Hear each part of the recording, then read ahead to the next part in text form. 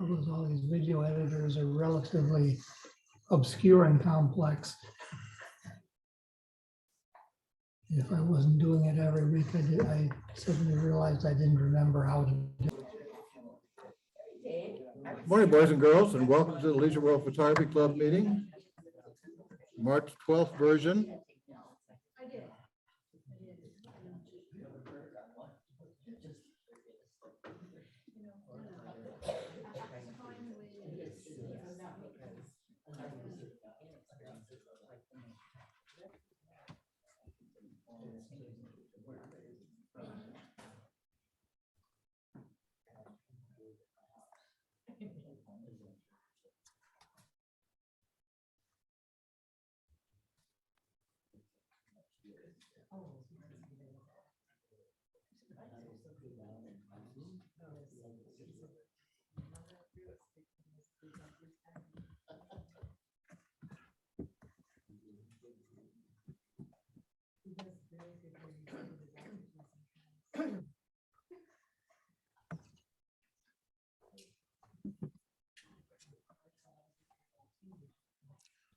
Okay, tomorrow, let's see, this doesn't seem to be working too well.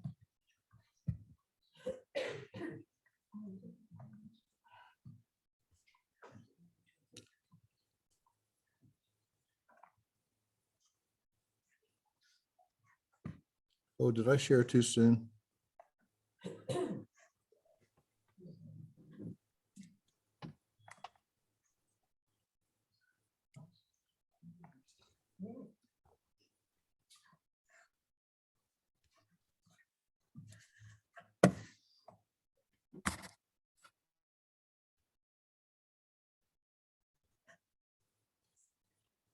Hang on.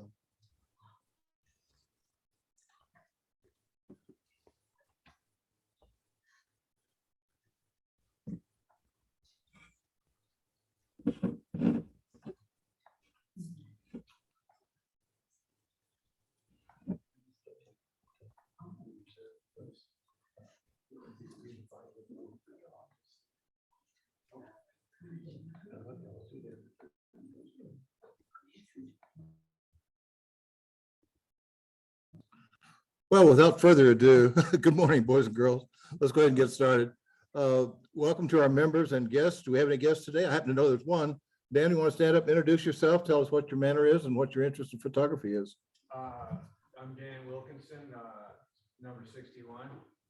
And, you know, I used to do a lot of photos when it was back in the film days, you know, and then when it went digital, I started doing little videos and stuff. And I kind of got out of it, you know, for many years. And now that I got extra time, I'm kind of interested in, especially when I'm out on my mountain bike, in bringing my camera along again, you know, and you know, just you know, starting to do that again. All right, welcome. Welcome. We're glad you're here. Thank you. Any other guests today? Other than our guest speaker. Hold on. Hopefully everybody signed in. Don't forget, if you're on parole and your parole officer calls me and asks if you in fact were at the meeting, I need to be able to say, yeah, they were there. They signed in. Okay. You must sign in, protect our space. Today's agenda, welcome. That was a very sloppy welcome, but it was well-intentioned. Anyway, welcome. I'm glad you're here. We'll have a brief information, please, that we always do. Then we'll give you an update on the weekly and monthly challenges. Then we'll have our guest speaker, Clifford Pickett, who will go over his ultimate workflow, the unlocking of the full potential of Adobe Lightroom. We'll have, Still on the first frame. I hate when it does that. It's still on that one? Yeah. There's another setting, display settings, duplicates. And now you should be seeing what I see. Page down, there we go.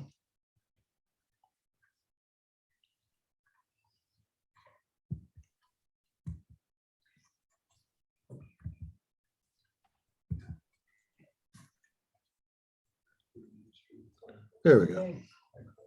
Hey, well, you know, finally got it working. Anyway, this is our crew that keeps the doors open week in, week out. These are our communications. We have our own photo. We have our own Google group. We have our own website. We have a presence on Flickr. We have a presence on Facebook, and we have the lockbox at 2312 where we can drop stuff. The only thing left on the save the dates part is the hanging party, which is next Friday. And then the Spring Art Show is on Saturday. The end of season gathering has been canceled.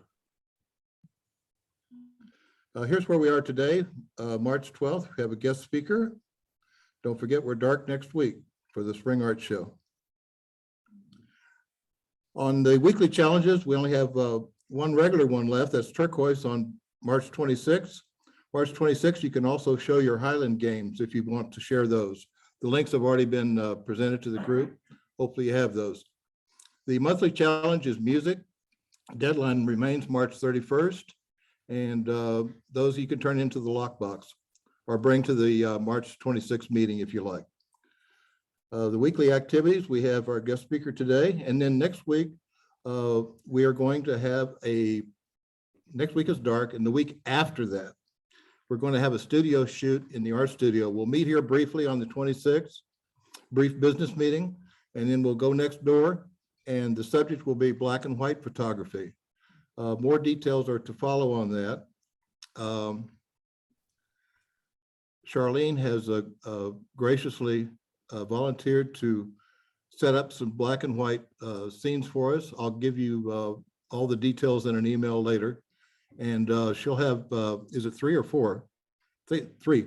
She'll have 3 settings for you, or 3 things that you can shoot.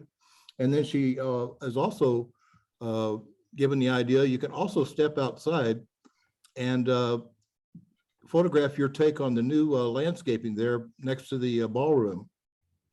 That would lend itself to black and white.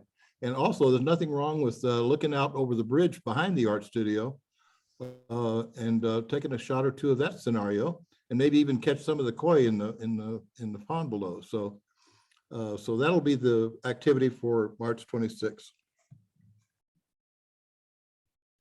Anyway, today's guest speaker is Clifford Pickett, photographer extraordinaire.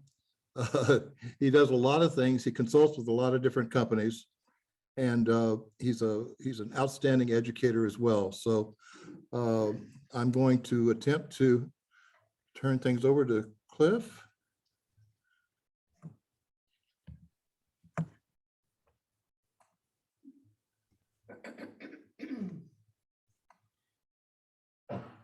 Well, we don't want to close all windows, that's for sure.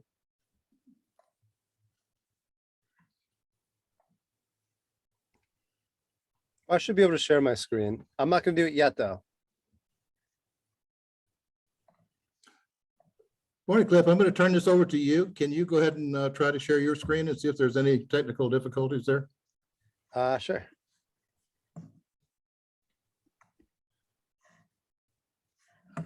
Perfect. Okay. All Let's see if right. we Can you hear guys see yourselves?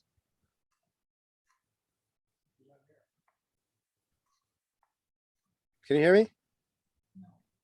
We can't hear you, Cliff. Okay.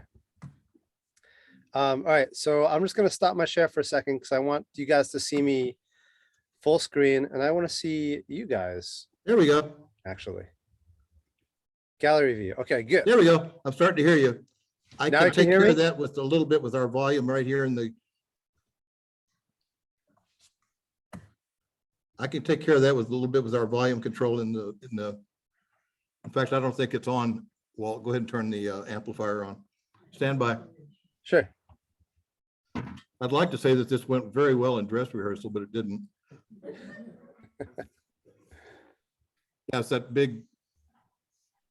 The volume's best around 40 or 45. You see that, Walt?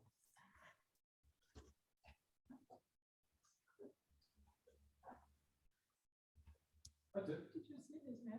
That's the one. Power button.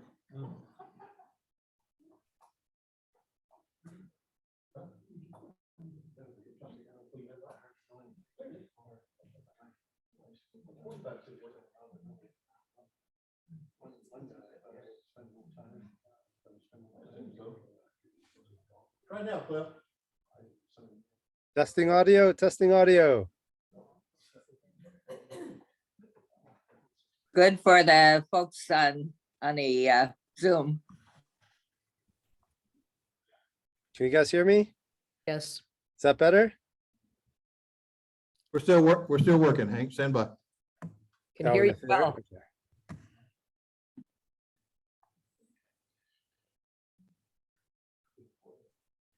I had good sound on Zoom. I do too.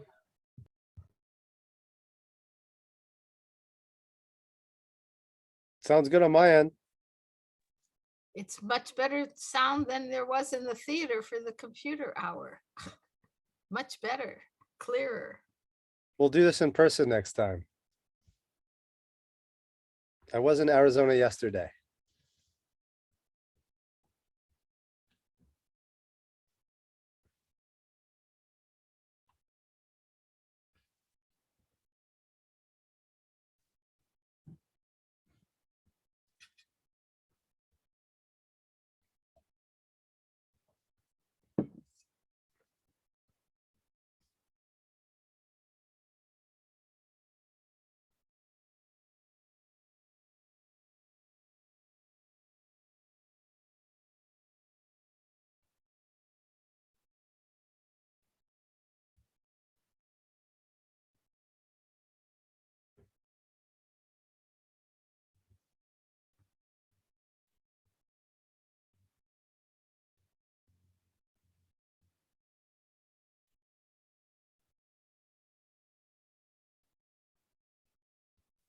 Luckily, we're still there.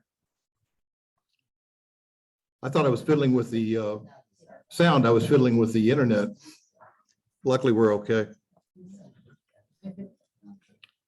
Still working on sound. Cliff, you want to try to say something? Testing, testing, audio, audio, audio, testing, testing. Sounds good? It's Sounds coming out of the good to computer, but Zoom not at least. the, we'll keep working on it. Hang on. Hang on. What else can we try, Walt? You need to unmute that. What else can we try? That's not muted because that's where we're hearing it. That's where it's coming from? Yeah, we can hear it a little bit from that.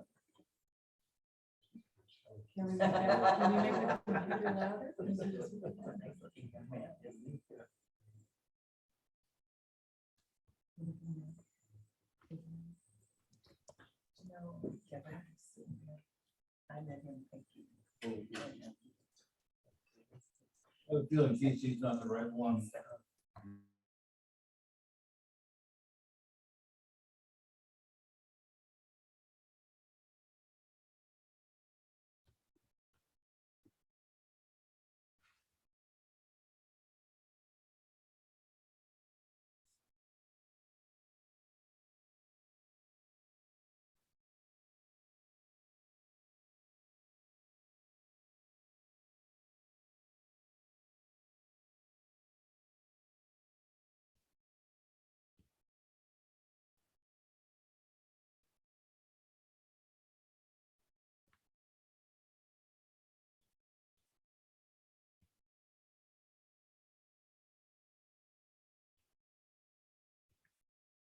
Testing, testing, testing, audio, audio, audio, testing, testing.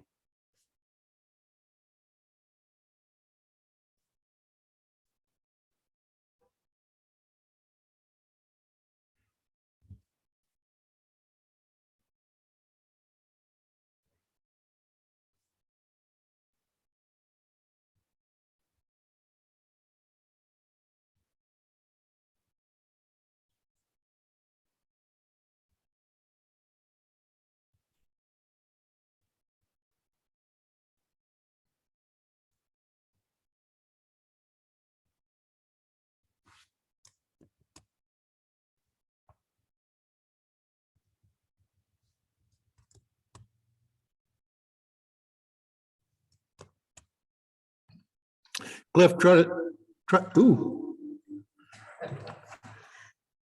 Cliff, try to say something now. Testing audio, testing audio. 1, 2, testing audio.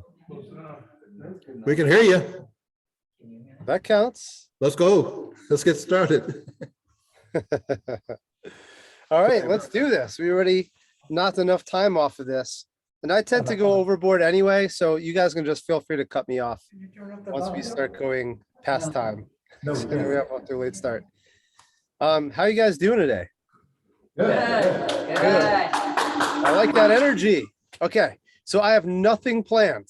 Nothing planned for this. That's how I want this to go. I want to keep you guys engaged, and I want to create something from scratch with you because I'm sure you've had a lot of presenters. I'm sure you've watched enough YouTube videos ad nauseum, and most people just give you tips. They give you tricks. They give you, different ideas about how to do something. I don't want any part of that, right? I'm here to give you no more tips, no more tricks. I'm here to give you guys a solution. Like that's basically what it is. I know what it's like to be a photographer. I've been doing it for a long time, and I know what it's like to be frustrated. And what I've developed over the years is something that I've never seen anyone else do. And that's why I built it, because it bothered me enough. I was frustrated enough. How come I can't find my photos? What do I do with them? I don't want to sit behind my desk all day. I want to be out shooting. I'm on the road full time. I was up at 2 o'clock. If you guys see me drinking tea, by the way, because I was up at 2 o'clock this morning, shooting the Milky Way. And so I'm trying to get well caffeinated here, but I want to be out shooting. That's the point of this. So what I developed is a system that makes it as easy and simple as possible to get what needs to get done so you can store your images safely and you can find them very quickly. And this idea of the ultimate workflow, I built it inside of Lightroom, but from what I understand, half of you guys use maybe Lightroom or Bridge, the other half may use other software. Just as like a raise of hands, how many of you are using Adobe Lightroom or Bridge versus, okay, and the other half? What are you guys using? I'm just curious. Do you have a system at all? Feel free to shout it out. No. Okay, so we're gonna have a lot of fun. I'm gonna be intentional about this. I'm not gonna be specifically pushing anything that you couldn't do in other software. What I wanna do is help you uncover. I'm not gonna teach you anything. I wanna help you discover and uncover reasons behind the methodology that I teach. Right? So if you understand the reasoning behind it, you're way more likely to use it. This isn't just someone telling you, do this because it's a good thing, or do that because this is going to help you. I want you to understand why this is going to help you, why this is going to make a big difference. So we're going to uncover that together. We're going to start from scratch, and we're literally just going to build a solution. And I want you guys to be engaged. I want you guys to ask questions, because for the next hour and a half or whatever we have, Bob will cut me off eventually. I want to get you guys to a point where we actually have a solution to this. Right? It's been years. It's been way too long for most photographers. And I know this because I do personal consulting one-on-one 6 to 9 hours a day, probably 60 to 80 hours a week. Just one-on-one working with the biggest names in the industry to absolute newbies who are just shooting with their iPhone and want to go out for a trip for the weekend and get better at photography. And I know what it's like on a daily basis. Those pain points, the frustrations, I don't know what the hell to do, and I'm just going to give up, right? So I understand all of that, and that's what we're going to uncover today, is not just me telling you to do something, but you understanding fully why we would do something. And that's why we're going to start from scratch. It's not going to help you if I just show you, well, here's a perfect system. What does that even mean? It needs to make sense to you. And I tell my mom this all the time. I teach people all day long how to do as least work, the least amount of work as possible, right? That's my job, is to give you the least amount of work possible. I'm not here to impress you with how to do things on a technical level. I'm here to make sure we have a solution to the problem at hand, and we find the absolute least amount of work possible and the simplest solution. And for me, the highest level of sophistication is simplicity. And that's what I strive for. That E equals MC squared. I want a 1-inch equation to solve photography. That's what we're going to uncover today.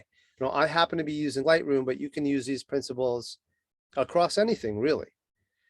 So having said that, there's a lot we can cover. There's a lot of branches we can go down, but I'll try and keep it on point as far as a solution for where to put your images, how to find them again, how to make sure that they're safely backed up, and any other questions that you guys may have.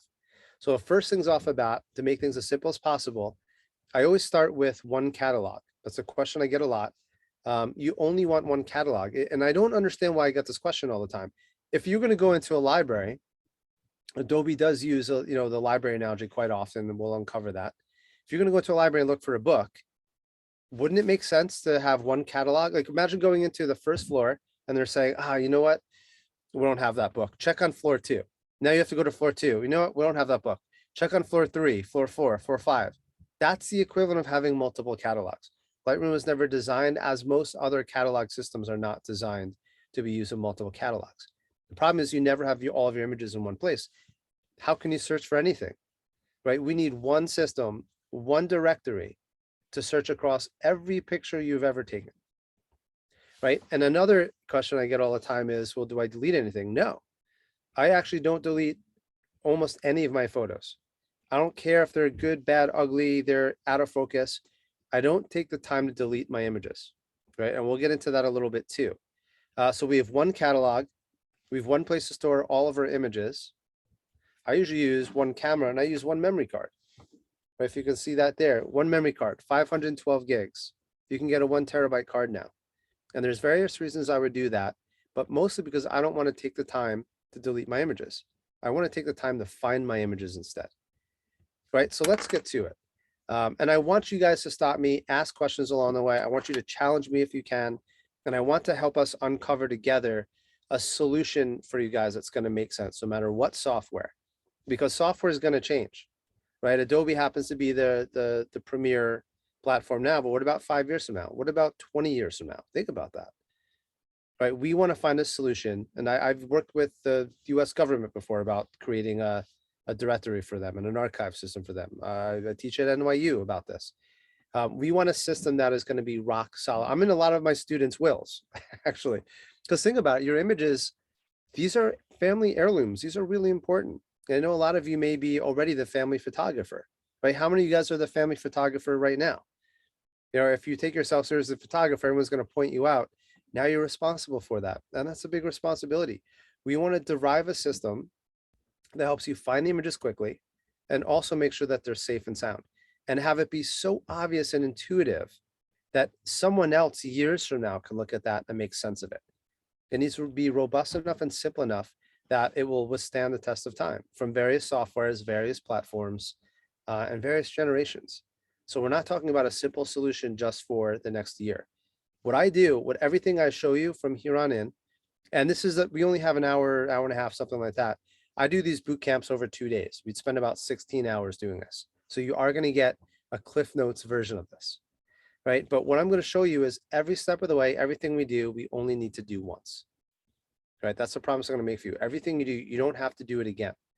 And that's the beauty of this system. It's just as simple as humanly possible. All right. So with that said, I'm going to share my screen. And actually, I wasn't going to start this way, but I might as well show you what this looks like first, and then we'll backtrack a little bit. I'm going to keep you guys a little bit smaller. In fact, I'm going to minimize this.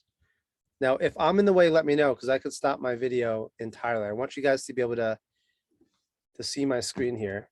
I'm going to pop the memory card on my camera because I was shooting this morning. I just want you to show what I mean.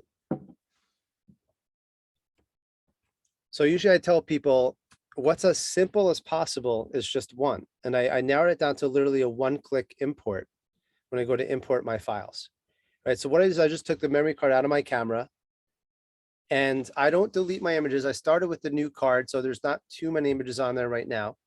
And what Lightroom just did, I didn't even touch anything, I promise. What it did was it found my memory card, and it found just the new photos because I set it this way, right? I can click on all photographs and it will show me all my pictures, but I'm clicking on new photographs. You'll see if in all photographs is showing 422 pictures, right? And I can check by capture time. Everything that's grayed out has already been imported. Now, the reason why I do this is if I delete an image off of my catalog on my computer now, guess what's going to happen? Lightroom's going to say, hey, here's a new picture. I'm going to re-import that picture, right? So I don't delete my images. I simply hide them. Why would I spend my time finding the 60 to 70 to 80% of the images that I don't like when I could spend my time finding that 20% of images that I do? From a technical, logistic, statistical standpoint, it's just a lot more efficient, but it's also kind on us. We're always spending our time looking for our good images, not our bad ones. right? So these images are already get imported. I'm just going to click on new photographs. And from here on in, I'm only going to see my new pictures to import. Lightroom will be smart enough to figure it out, right? It's going to recognize what duplicates are based upon the time of capture, based upon the file name, and based upon the file size. So it gets pretty good at recognizing what's a duplicate or not. Now on the right-hand side, standard previews are fine. All that means is it builds, I don't need a 50 megapixel image to look at an image and decide whether I like that composition. I have a 2 megapixel screen. Most of your screens at home are about 2 megapixels, right? They're either 2 8 megapixels, HD or 4K. We don't need 60 megapixels to determine whether or not it's out of focus or not. All right, so I get a standard preview and I click this, I make sure this is checked. Don't import suspected duplicates, right? That's key. This is only going to import the new pictures every time. File naming, I don't worry about. Doesn't make sense to rename your files here. It makes sense to rename your files on export. Because if I like this image and this image and this image, if I name it now, they're going to have, I'm going to be exporting Clifford Pickett astrophotography -1, Clifford Pickett astrophotography -17, Clifford Pickett astrophotography -34. Right? That doesn't help me. I export, I rename on export with my full name and whatever the project is, whatever the requirements are for the image sizing, and whatever the subject matter is. And this way, when it does get posted online, it becomes searchable. It's best for SEO to have the actual file name attached to the image. So you want to rename on export. Apply during import. While we're here, we might as well take care of this. I set this up in a way that will auto adjust my pictures. You don't have to do that. In fact, I'll turn this off for now. But what, you know what, I'll keep this on for now, just so you can see what it looks like. And I'll show how easy it is to reset it.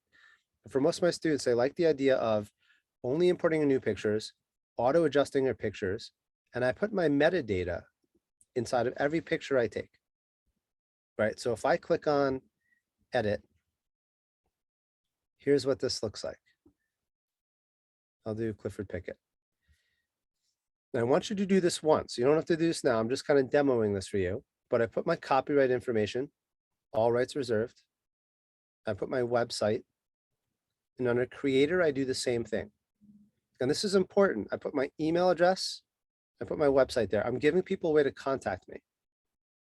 Right, that's critical. I can't tell you how many jobs I've received. I work with National Parks Department.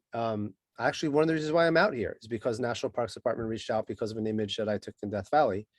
And years later, family members with some of the members I stayed at their home for almost a year during the pandemic. Because of my contact information was embedded into the photos. I can go on and on about stories about how this has helped a lot of my students as well. So you're making sure as your contact information is embedded in the photos in a way that if people share it and people share from people who have shared, they still have a way of reaching out to you. That's the most critical thing. People are going to steal your images, are going to steal them anyway. Don't worry. There's nothing you can do about that. The best thing that can happen to you is if they steal your images and they're a large enough organization to where they have to pay for it. But if you have your contact information embedded in your photos, the people who need to do the right thing or have to do the right thing or want to do the right thing have a way of reaching out to you. The last thing I do is choose my destination. And I'm going to choose one parent folder, and I'm going to organize this in the one and only way that you can possibly organize your files. Now, what do you guys think that is? I want to hear some answers. How do we organize our files now? Can you guys hear me? By date? That's one way. How else do we organize our files? By topic, what they're about. Anybody else?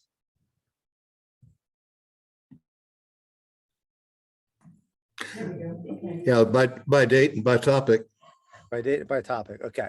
We're going to dive into this a little bit more. But for now, I'm going to organize this by time. All right, now think about this. If we organize our images in any other way, how does the computer know where I am? How does the computer know what I'm shooting? How does the computer know who I'm with? Family, friends, clients. How does the computer know anything about how I want to organize? It doesn't.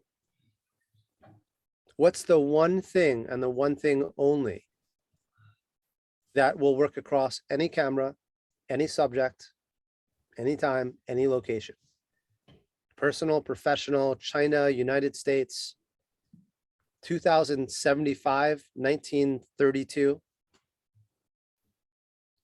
I'm shooting polar bears in Alaska. I'll be in the Galapagos next month. I was just in White Pocket yesterday. Most people, most students I work with, this is the one thing that really gets them. And here's why. If we have to organize our images, you're going to do it wrong. Right? If there was a right way to organize your images, don't you think we would know it by now? Right? Why would we hear 10 different seminars and 20 different lectures and 100 different YouTube videos, all with these prominent individuals seemingly knowing what they're doing, telling you this is the way to do it? If that's the way to do it, it would just be the way. Here's the deal. They're all wrong. Anyone who tells you how to organize your images is wrong. And I hate using the word right or wrong, but it's a futile attempt to try and organize your images this way. There's just no right way to do it. Now, the one and only way that we can do this and automate it, right? The whole idea is to do one and done, to remove ourselves from the equation. Why? Because if I show you how to organize it one way, you're human and you're gonna screw it up. I'm sorry, but we're not consistent, right? There's a big difference between accuracy and consistency. Think about it. Accuracy is bow and arrow, you hit the target, right? Bullseye. That's accuracy. Now, consistency is different. Consistency is you have a bow and arrow, but you completely miss that target. You knock the light off that lamp 100 yards away, but you do it every time. That's way more important, is the consistency in a workflow than accuracy. Accuracy, it means nothing. It's the consistency. If you have a hook shot in golf, as long as you're consistent, you know how to correct for it. The problem is, as humans, we're not consistent. So if I show you to organize by location, organize by subject, you're not going to be consistent. One day it's going to be New York City, the next day it's going to be NYC. You're not going to be consistent over time because we're human. The one thing that computers do right, what do you think it is? Consistency. It's consistency, right? One thing, yeah, it takes someone told me once, it takes a humans make mistakes, but computers really scale mistakes, which I thought was brilliant.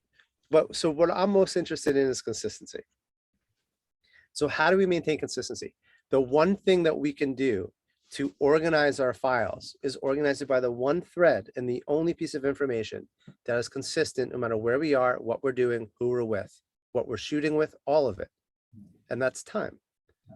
There's never not an exact time you took a picture. And you don't have to choose that. That's already embedded into the photo, right? Think about it. I went out shooting this morning with an iPhone and 4 cameras. We had the new Olympus that just came out because we're getting sponsored by them. They sent us one, B&H, the only model, I think.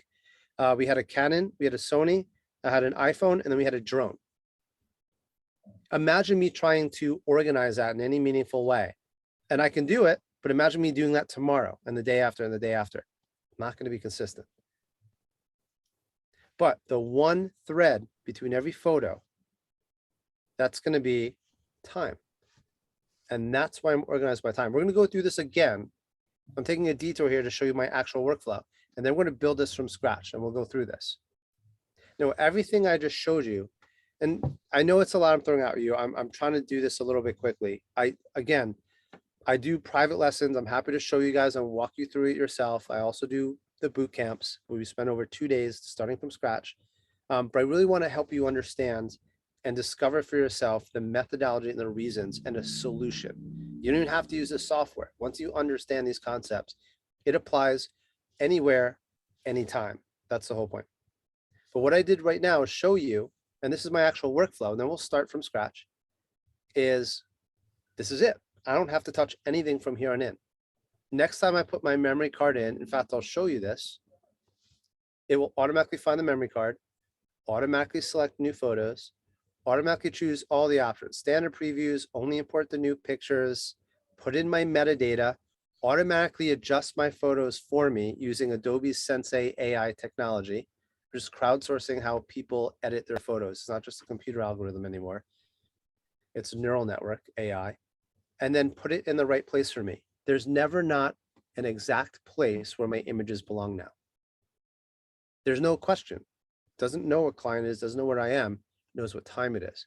And there's never not an exact place where my images belong. And here's the thing. Now I have a one-click import.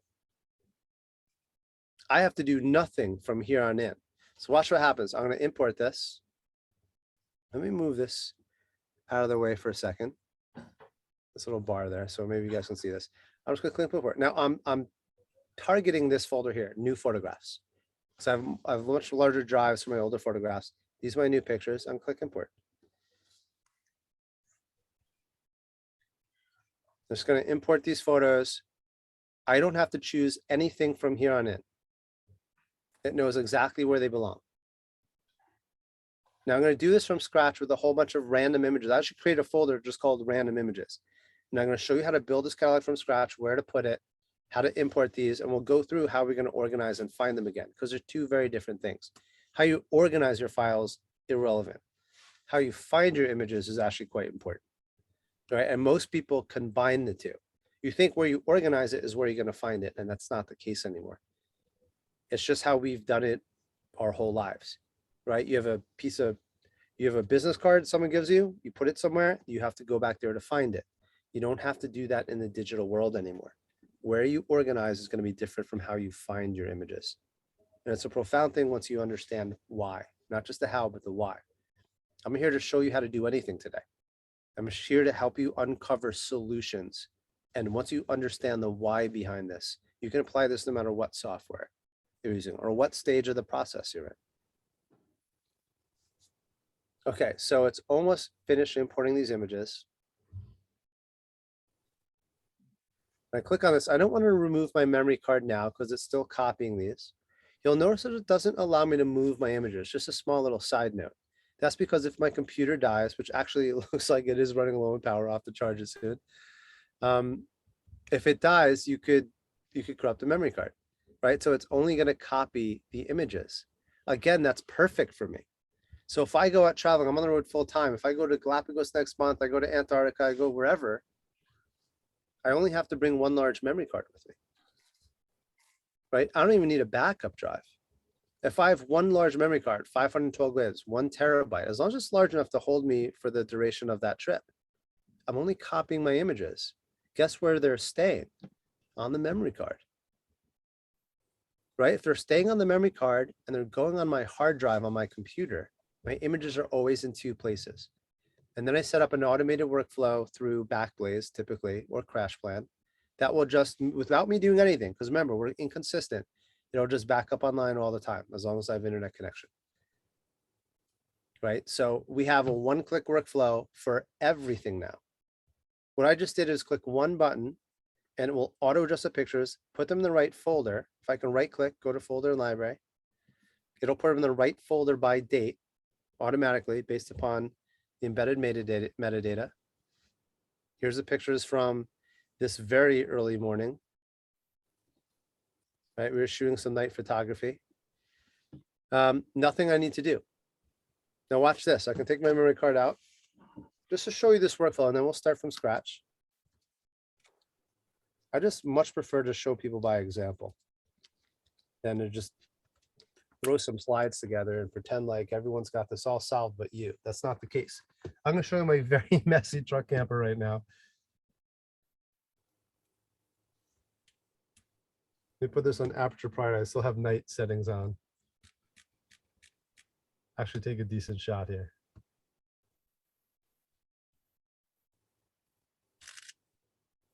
Cool. It just took 3 pictures because I was bracketing for sunrise this morning. Perfect. Now let's put this to practice.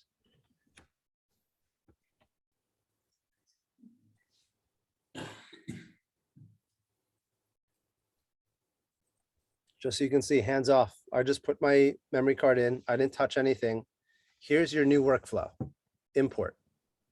Now I'm trying to figure out a way that I can put like a dodo bird or one of those bouncing things that just presses the enter button, then it's a 0 click. But right now, we still have to choose the word import. That's your whole workflow, right? It only imports the new pictures, right? What it did, in case you just didn't see that, those are the original shots. It imported them, go to folder and library, put them in the right folder by date, auto adjusted them. And now I just have to choose one of them that I like. Maybe it's this one. And then what I can do is just sort. And now when I click on this folder, I'm only going to see the images that I like. Right? We have a one-click import from here on in. Now I do have Time Machine set up, which means I have a hard drive I can plug in, and I do nothing. I just plug it in, and it just backs up all my new files. I have Crash Plan, or I have Backblaze actually, that works around the clock whenever I have good Wi-Fi and just backs up. Again, I don't have to think about it. It's a 0-click solution for my backup now. It just works. I have an online and I have an on-site backup, right? An online off-site backup, on-site backup. My images are still on my memory card and they're in my computer. With one click, I have my images in one place on my memory card, second place on my hard drive, third place on my Time Machine, and fourth place online, all with one click. All because we're leveraging the computer doing what it does best. We're setting it up for success. Any questions about that? I know it's a lot to take in, right? And I'm happy to work with you guys. I can send you information for the boot camp. I can do one-on-ones. This isn't a pitch. It's just I'm genuinely here to help you guys. But I want to help you understand that there is actually a solution to this. I'm not showing you another way to do it. I'm not interested in that. I'm not interested in showing you my way of doing it. This isn't my way. I've done this for over a decade. I've worked with, seriously, last night, actually, I work with a lady at the Huntington Camera Club once a week. And this is for like over a year. And we go through her whole catalog, her whole life of images. I do this with a lot of students, 75, and we just go through, and she sometimes takes a gummy and we just sit there and we edit our photos and we organize our catalog and we go through, and this system works in a way where we'll never need to revisit those photos again. They're done. Ever. They're done. When they're done, they're done. Everything I show you is do once. Right. And then a couple of weeks ago, I was working with the CEO of Lindblad Expeditions, personally training him on a catalog of his images across the world because this solution works. It's not just my solution. I've tested this across the board of everyone that can run the gamut in photography. Absolutely abused to working professionals. There's never a scenario where this doesn't work. That's not there to brag. It's just, we've uncovered an actual solution to this. And it doesn't matter the software that you're using. It's just a solution that works because there's never not a time that you took a photograph. That's what a photograph is. It's a slice of time. There's never not a time. That's how we organize our files, right? And if we do it smartly, large memory card, large drive, we automate the Time Machine backup and we automate your online backup. All of that happens. We embed your metadata. We can even auto adjust your pictures. All that happens with one click. This is what I mean about getting back to photography and working much smarter. And everything I show you, you only have to do once. Now we never have to build this workflow again. Except we're going to right now because I want to show you from scratch how we do this. But any questions before we get there? Yeah, let's go on. Let's go on. Okay, I'm going to create a new catalog because many of you might be thinking, all right, it's time for me to try this, right? It doesn't help for you just to show my catalog, or my catalog is actually not as clean as most of my students because I'm usually working on their catalogs most of the time. So I still have a bit of work to do when I kind of get my head up out of water. So let's create a new catalog. We're going to pictures. Now, where do I put a catalog? If I'm going to create a new catalog, and what the hell is a catalog, by the way? Right? That might be a question you guys have. Now, this is brilliant. We're taking 50, I have some clients that shoot 100 megapixel files. We were out shooting this morning with that new Olympus that's shooting 80 megapixel files. The files are getting large. Does anyone here have an 80 megapixel screen? No.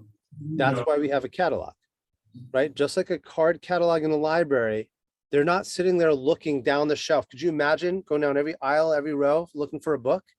You just look at the card catalog, aisle 4, section 5, floor number 3.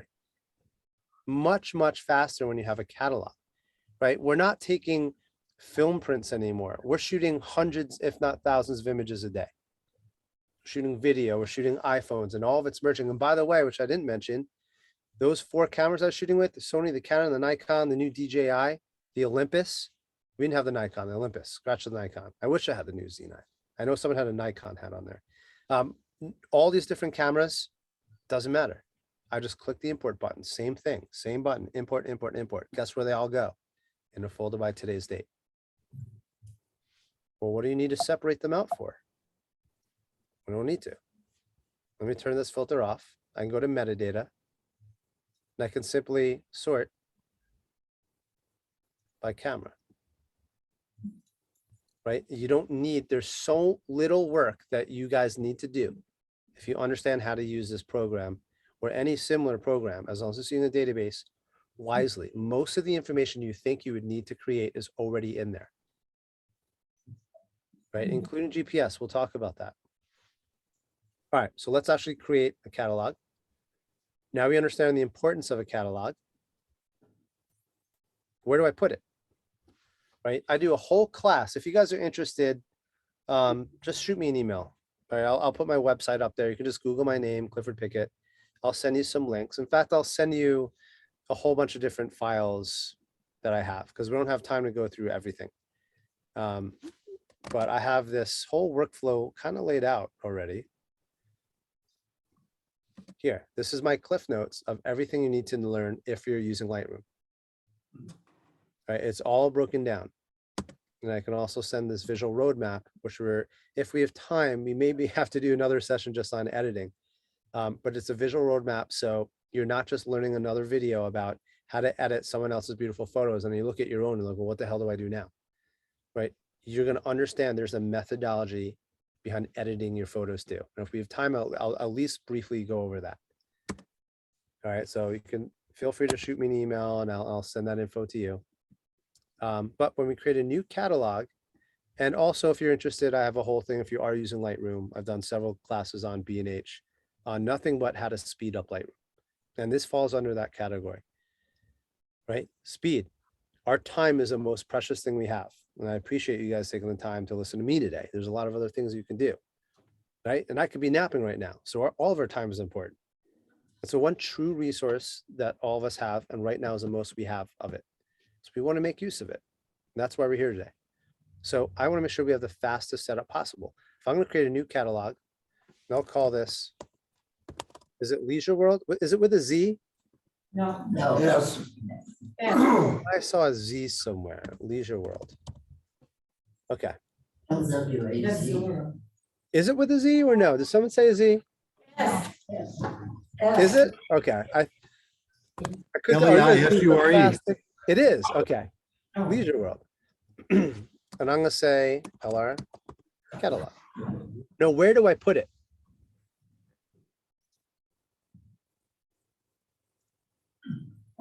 I'm looking for a clever answer here. I know there's a couple wise asses in the room. Give me a clever answer. Where do I put it?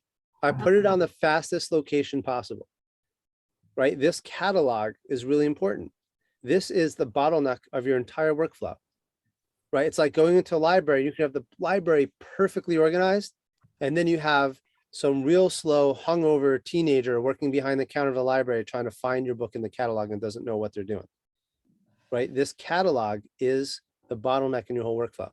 So we want to make sure it's on your fastest drive possible. Now, for most of us, that's going to be your internal drive, right? If you don't have enough space, your catalog does not take up a lot of space. Your previews might, but your catalog won't.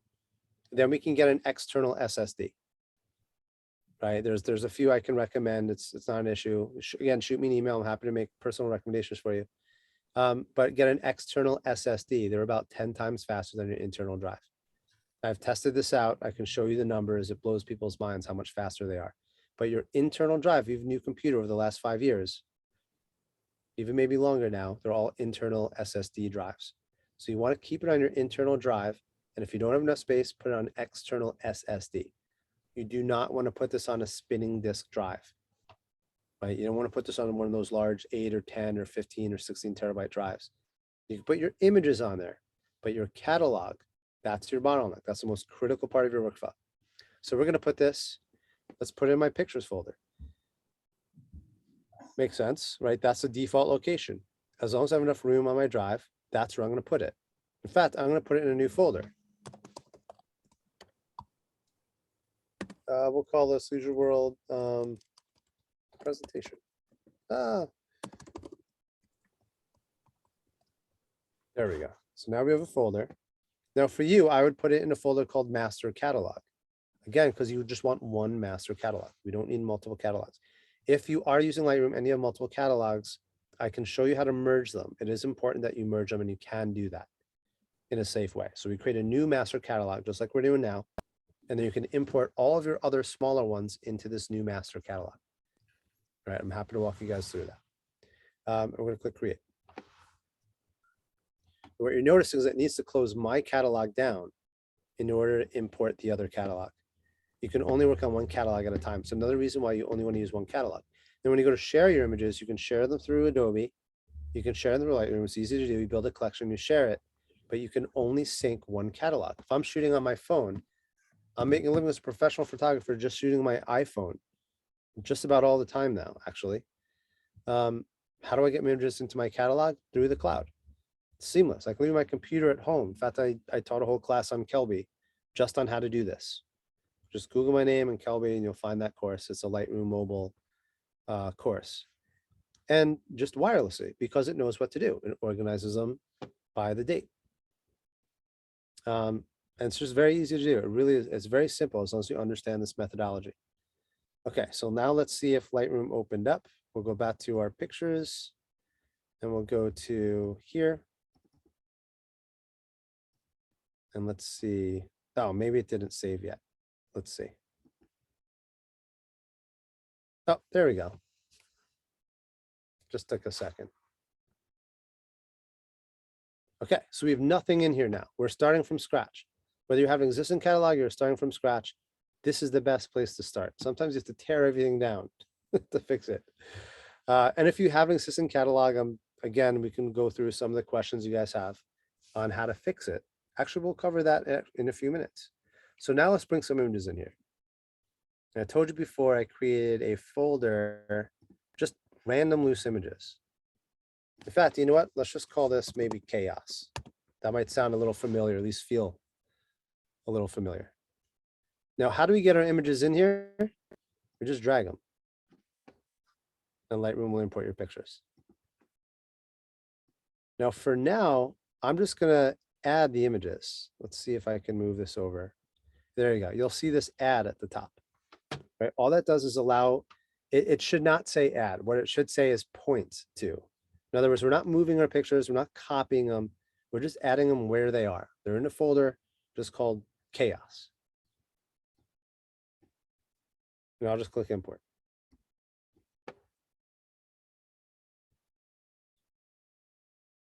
Now, I'll just look up if you have a question about that. If there is GPS embedded in the photos, it will help you find the pictures via a map.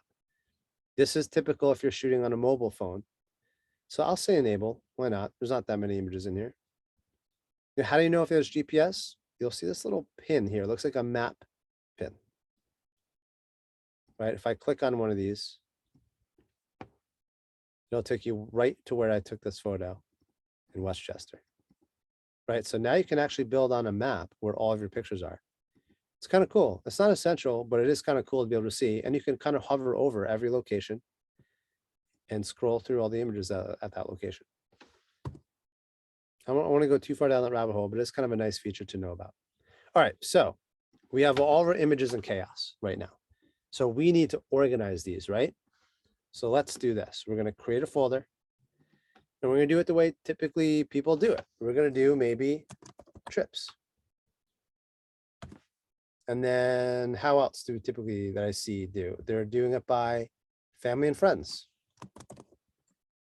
Friends and family. Just sounds better. I don't know. Friends and family. Maybe clients. Is this starting to look familiar? We're trying to organize things by folders, right? I'm gonna hit the tab so you can see the tabs on the left and right hand side. Now I'm gonna get rid of these keywords for now. We don't need them. So let's organize these now. Let's create some sort of a structure, right? So I'm gonna go through here. And this was a trip I took to Martha's Vineyard. I just grabbed some random photos. So I'm gonna go to trips, create a folder, Martha's Vineyard. Has anyone been there before? It's a really cool place. It's actually where they filmed Jaws, right outside of this, in this hut here. In fact, inside there, they showed me a picture of one of the guys that was in the film. So now I have trips and I have this organized, Martha's Vineyard. Okay, let's go back to chaos. This is a trip to Africa I took a while back. Right here. Another trip, right? Create a folder, Africa. Look at the selected images. Good. Now I have India. Seems to make sense so far.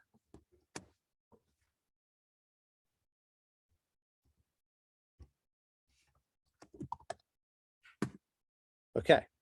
Now I might have something that's like, well, photography. And inside of photography, maybe we have something for sunsets, right? What if we want to find all the sunset pictures? How would I do that? I'm going to grab a sunset photo. See if I have another one here. That was a sunset. Create a folder for sunsets. I'll just drag this in.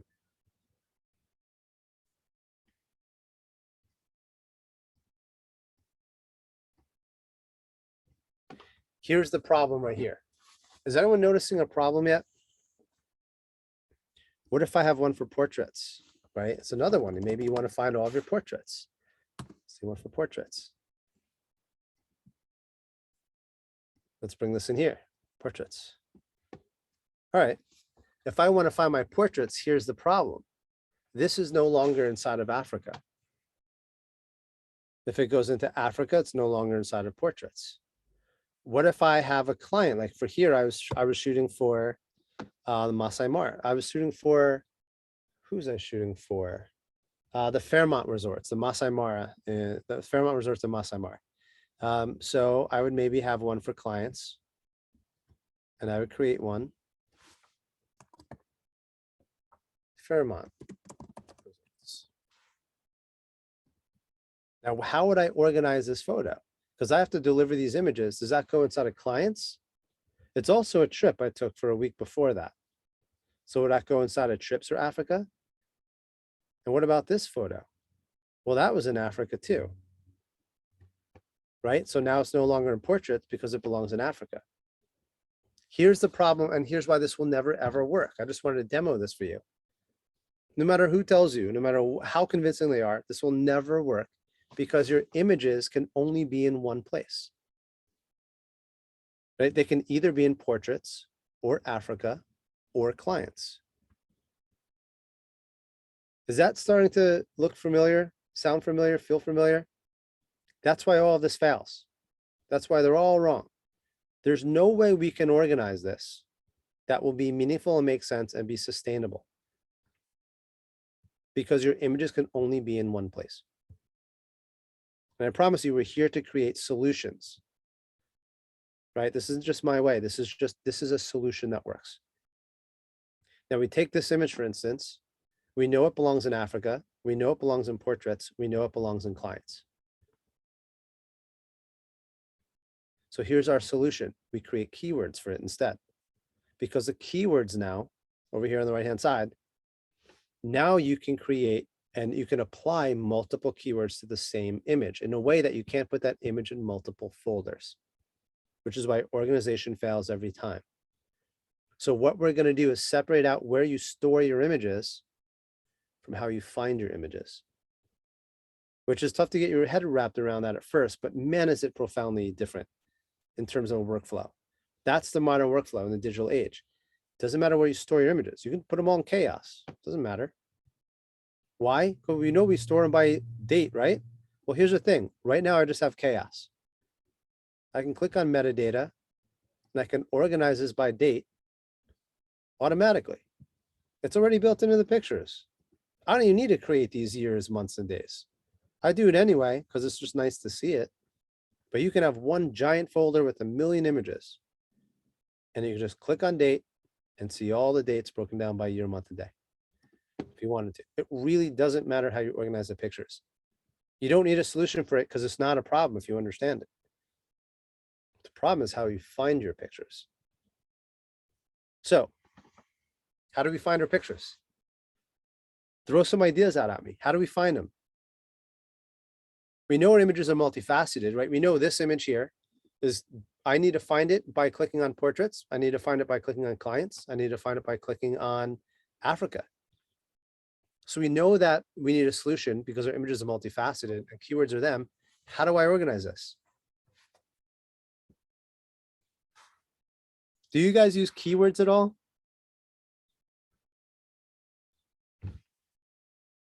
Anybody? I want to hear some suggestions. Walter, you unmuted on that? You guys have any answers? Yes, I search things all the time. So Comes I in handy, doesn't it? put a When you type learn in. how to search things, it doesn't matter where you put them anymore. Right? It really does make a big difference. I took all these courses on note taking recently. And they're like, it doesn't matter how you organize your notes. What matters is how you find them. You want to put things in a way that helps you find your images. Just like anything in life, I'm here to give you a place to put them. Right? I'm living in a truck camper right now. I'm traveling across the country.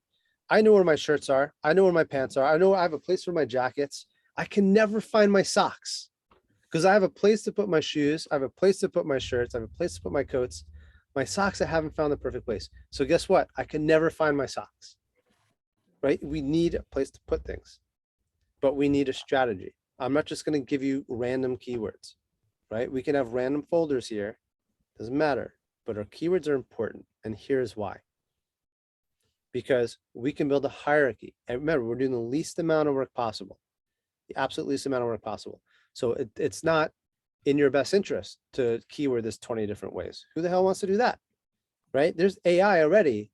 Google will find portraits. Google will find backlit. Google will find maybe Africa if the GPS is built in, right? It's getting smarter and smarter. So we want to do the least amount of work possible. Here's the thing. Every picture you've ever taken, and every picture you have, every picture that you will take moving forward, every single picture you've ever taken and will take in your entire life, you can find with 3 things, right? And just to cut through the chase, usually I'll go, when I do the boot camp, I have everyone go through the room and just rattle off a few pictures that they can think of. Their favorite pictures, the pictures they hate, the pictures that they remember. And there's a thread between everyone's photos that they're thinking in their head, right? Because what we want to do is help you uncover a solution to this. And the solution is going to be, you're going to find your images the same way you think about your images. How else would you find them? You can find them in your head quite easily. If I say giraffe, you should just be able to think in your head of a picture of a giraffe. That's what we're going to do. Every image you've ever taken, ever will take, and wherever will take, you'll find in 3 ways. So we're going to create that now. Who you were with, what you were doing, where were you? It goes back to storytelling in kindergarten, right? The who, what, where, when, and how. The how, we're using a camera. We know how we took the picture. We don't have to put that in there. And guess what? That's already here. Here's the how. I use the GH4, I use the iPhone. And the when, that's over here. That's by date. We're going to organize these by date.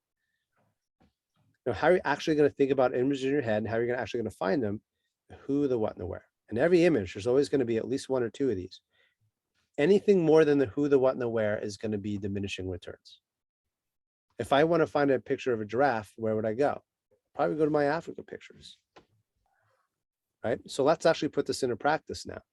Let's go through these.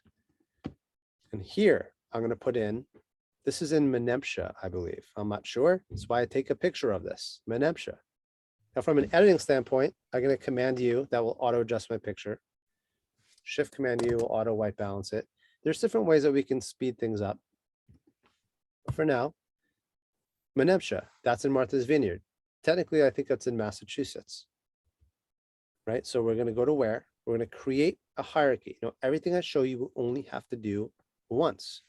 So there's a first time and only time you'll need to do this. United States. And inside of the United States, Massachusetts. Hope that's spelled right. Inside of there, Martha's Vineyard. Right? And all I'm doing is creating a hierarchy. Now, this is important to do, and I can't just give you a hierarchy. There's actually people on who've tried to do this. Why would I give you a hierarchy for Martha's Vineyard if you've never been there? Right? I have to create a hierarchy with every city in every state ever. This is unique to your photos. So now when I put this image in there, look what happens. It gets keyworded all the way up the list. The least amount of work possible. Now, let's say I took this image of Martha's Vineyard. I didn't, clearly, but let's say I did. I don't even have to unfold this because this is going to get quite large. You're just going to branch this off for each state and each location and each city. Instead, I hit Command K, brings me right here, and I can just start typing in the first few letters of Martha's Vineyard. And when I do, I hit enter twice. I just keyworded Massachusetts, United States, Martha's Vineyard, all the way up the list. Do the same thing for the what now. So what is this? It's a giraffe. Create a keyword, animals, right? Inside of animals, giraffe. And I'll add this. Now this image is keyworded the location and the giraffe. All right, actually, we should do the right location. This is in Kenya, Africa. Let me show you a quick way to do this now. Command K. I'm going to type in Kenya is less than Africa, which is less than 03 where. And now we have our keyword and then our sub keyword. Right, so there are faster ways of doing it. I can't really dive into the nuance here. I'm not here to really give you all these tips and tricks. I'm just showing you that there are faster and faster and faster ways to do this. But the premise is what's most important. And is there a who? No. The who is only reserved for if there are faces in the photo, like here, but only for the faces of people I actually know. Family, close friends. I don't need to put her under who. I do need to put them under portraits, right? Now, where do portraits belong? Let's say even that's a portrait. This is a portrait. Now, if I want to find faces, I could do it even faster. There's the face detection. Let's do the entire catalog.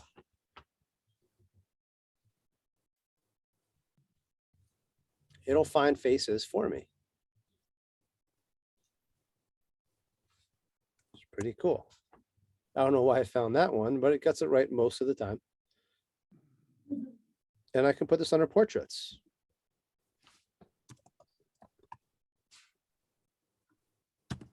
There we go. Now, before we had sunsets,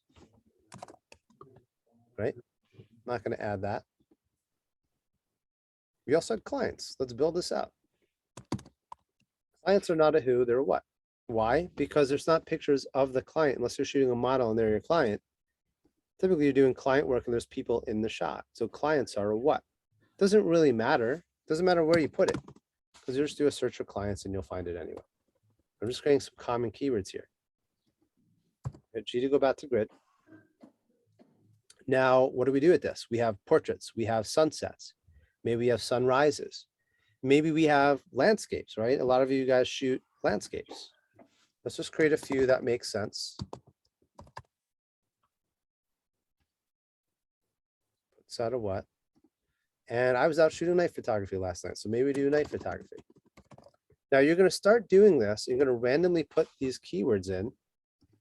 And then you realize, well, these actually have something in common. So I create just types of photography. I'm going to put a number in there. Now I can drag landscapes into this. Now I can drag portraits into this. Maybe night photography into here. we're starting to create a little bit of a collection.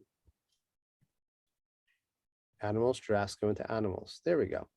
So now it's actually starting to make sense. Photography, sunsets can go into there. Now, if we go to here, we have sunsets, sunsets. Maybe that's a sunset. I can hit Command K and just type in sunset. One way I can do it. Or I can just drag them into sunsets. Just one of them. Or I could drag sunsets on top of one of the images. Or I can just click the checkbox. Like if this is a sunset here, click the checkbox. All right, so now it's starting to make sense. So let's go through this a little bit faster. Now we have Africa, right? Instead of putting it in a folder here, because we know that it can, if it goes in a folder, then I have to take it out of sunsets and I have to take it out of portraits. Here, it just goes in a folder for Kenya. Click this checkbox or drag it on there. Now, am I done with that keyword? Nope. I want the who, the what, and the where, right? The who is irrelevant here. I don't personally know this guy. So I just want the what and the where. And we have the where. That's pretty straightforward. It's in Kenya. What about the what? What's the what here? How would I find these images again? We're just mapping our brain. How would I find them again? Now we have clients. So I'll put my client here. Resorts, right? One thing I can do. I want to make sure that's selected. But it's also a trip. So I'll create another keyword inside and I'll say 01 trips. Why am I saying 01? Because everything in Lightroom is alphanumeric. It's the only way we can create order. If I want this to show up at the top, I do 01. If I want photography to show up next to it, I do 02. In fact, what I typically do though, events.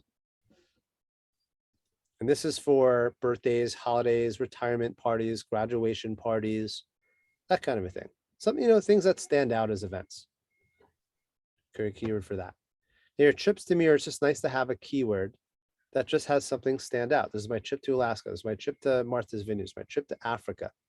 So that's what I do here. Now that I have trips, create a keyword. And I took this image in 2013. So I'm going to put the year first. Why is that important? It's on your metadata. It's going to be inside of metadata. Exactly. Now let's go to India. These are all in India. And I took this. Now, if you don't get the same information, first of all, you can get the letter J. Right? I can go into all these different tips and tricks. I don't want to go too far down that rabbit hole, but you'll see more information. And then I can right click on any one of these four corners here. And I can change this. So here I chose capture date. So I can see at a glance when I took this picture. 2013 too. So let's put in trips. 2013 India. Let's do the last one. Let's say this is a trip to New York. I lived here at the time. But let's say this is a trip to New York. Under trips. This is 2015. NYC. Now, would I put in New York City or would I put in NYC? NYC, it's shorter. Typically, there's one wise person in the room that says, you said it doesn't matter, right? Because it doesn't really matter, but here's the smart solution to this. You don't have to choose. Put in both. Because if I did a search for New York City and I just typed in new, it won't find it if I keyword NYC. If I do a search for NYC, it won't find any images that are keyword in New York City. But now I can type in either one and I'll find it. Does that make sense? So when you name your keywords, you want to make sure you're putting all the information. You want to stack the cards in your favor. So my mom, where would I keyword my mom? Probably mom, but I'd also put in Kathleen Pickett. My sister, I'd put in sister Cheryl Pickett. I only want one keyword. Remember, we want one of everything. But if I do a search for sister or sis or mom or Kathy or Cheryl, I'm going to find it. If I go to the Louvre, guess what I'm going to type in? The Louvre Museum. If I go to the Met, guess what I'm going to type in? Metropolitan Museum. So when I do a search for museums, I'm going to find the Met and the Louvre. Right? We just want to stack the cards in our favor. It doesn't even have to be grammatically correct. We just want to put as much information as possible. So we'll find it. Now, the reason why I put the dates in here is because it will help me find the images and it helps organize them in a way. It's actually, events are the only keywords that make sense to put the dates in. Right? So that's what I put. That's why I put the dates in there. Give me 1 second. I just want to charge my laptop. I want you guys to think of some good questions to ask me while I do this.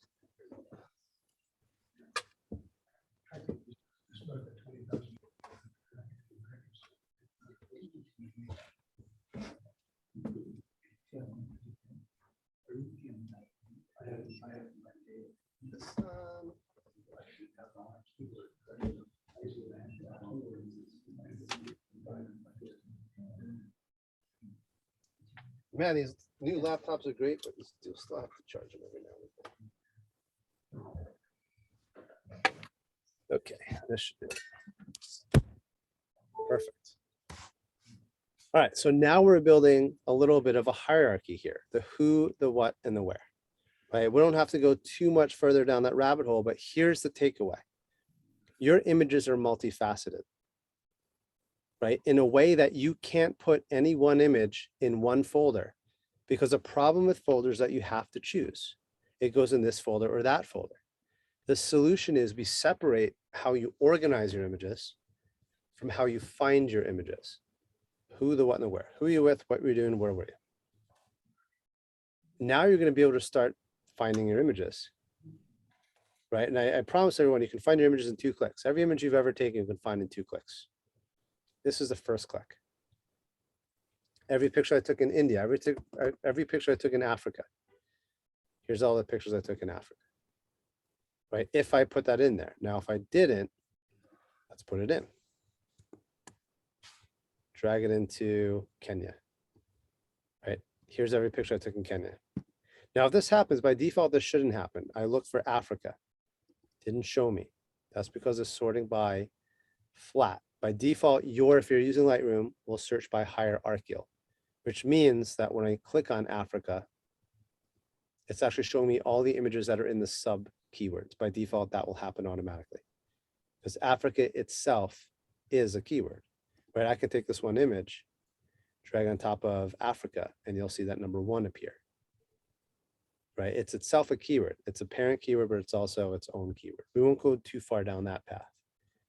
But just know this image can be inside of clients, inside of Africa, inside of animals for giraffe. In fact, you'll see that all here. Right now, when you post these images, this is all standard metadata. People will be able to find this by giraffe. They'll be able to find it by my client. You'll be able to find it. Now, if you don't want to do that, let's say you have a who and you're like, well, I don't want people to search images by my kid's name or something like that. For any given keyword, you can edit that keyword. You just double click and you can turn off include on export, which makes sense for these keywords. The who, that's just for us. Turn off include on export. Now it won't show up. Double click, turn off the what, double click, turn off the where. Right, so we can turn those on and off. Whatever you would have named your folders is what you're going to keyword.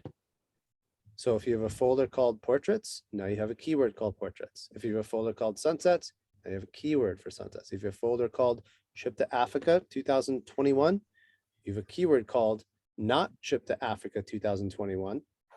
You have a keyword called 2021 trip to Africa. You put the number first because everything's alphanumerical. All your trips now, you're 1 click away from finding all of your trips. So this whole folder structure that sort of worked before, it works like some of the times. A workflow isn't something that happens some of the times. A workflow is something that works all the time. That's why we create keywords, because now the answer is it's not this or this or this. It's this and this and this. It's and, not or. Is this starting to make sense? Yeah. Now, all these keywords are searchable. They're standard metadata. Flickr will read it. Google will search by it. Now you're increasing the odds of people finding your images. You can put your name as a keyword too, but really your information is embedded down here under metadata. Right, just keep that in mind. All right, so we have folders, how we organize our images. We have keywords, how we find our images. What the hell are collections? Why do we care? Why do we need them?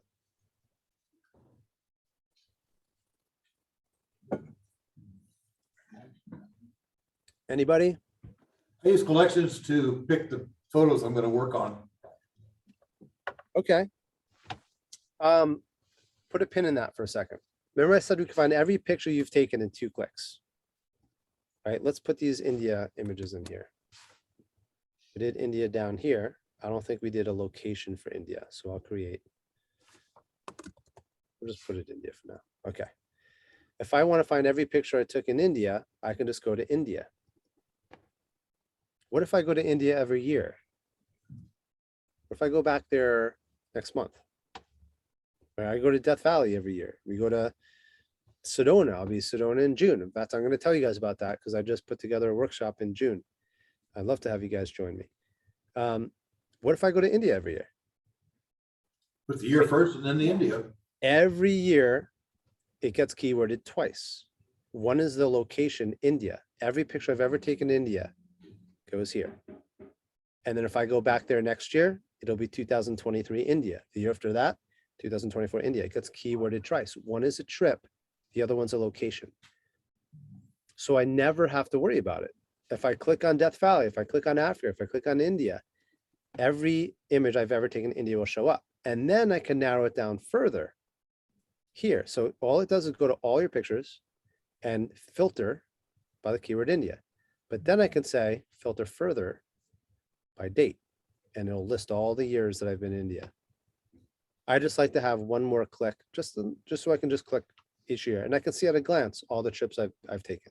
I can see at a glance all the clients I've worked with. Right? We don't need to organize clients by year. Doesn't matter. We can click on clients, and we can sort by date right here. Right, we're gonna do the least amount of work possible. The date's already embedded in there. What isn't is the name of my client. What isn't is the location. Now I can show you quick and easy ways to embed the location in there, but I want to pick and choose what we share. I don't want to overwhelm you, and I want to stay on point. I'm here to give you a solution on what to do with your photos. This isn't another take on it. This isn't, here's what I do and here's what I suggest. Here's a solution that works every single time. Every single time. I know because I've tested it on everybody.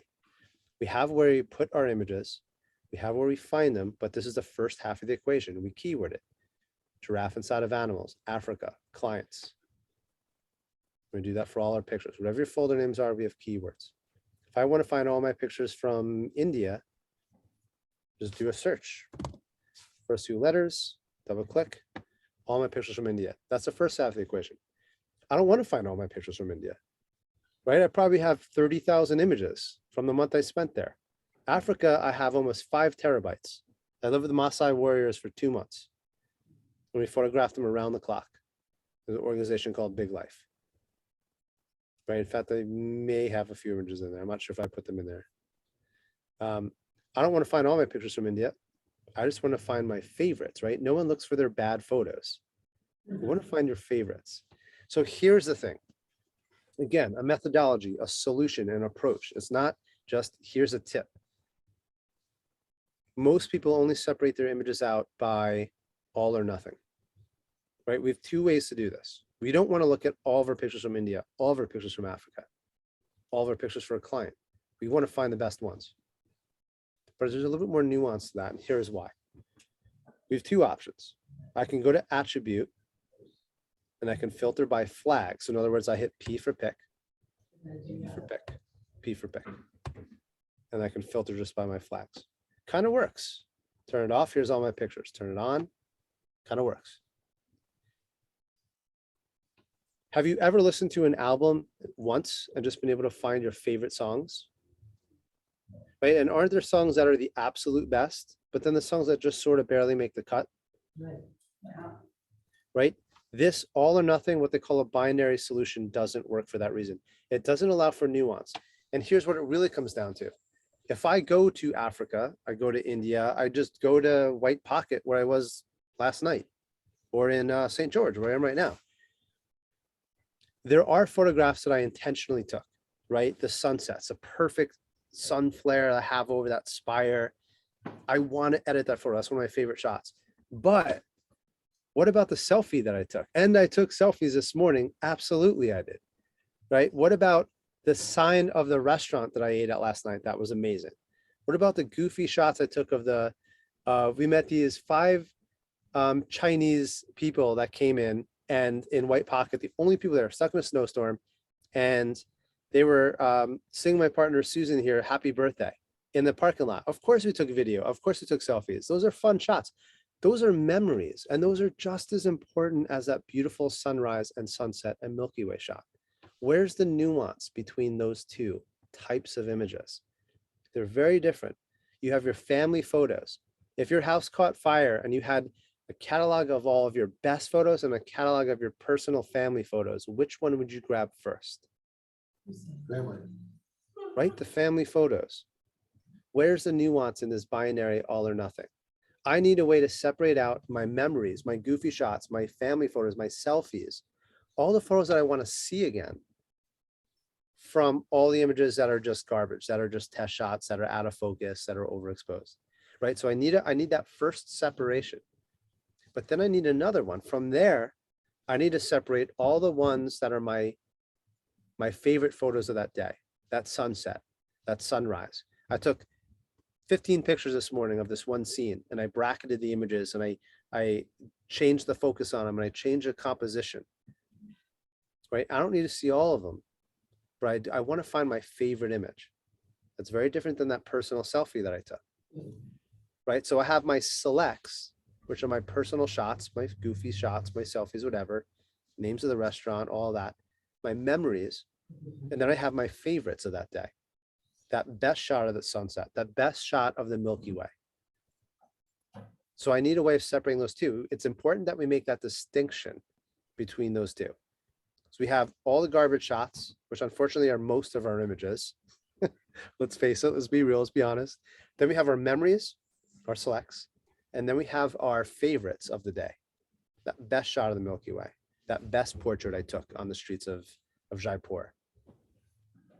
And then we have our portfolio shots, which are our best shot overall. Stuff we will put on the website, stuff we want to submit to the camera club. We have 3 levels. If we really narrow this down and kind of boil this down to its essence, we have 3 levels of photos. We have our selects, which are our personal shots. We have our favorites of the day, which are the ones that we either have edited already or want to edit. We need to distinguish those that are worth editing. And then we have our portfolio shots.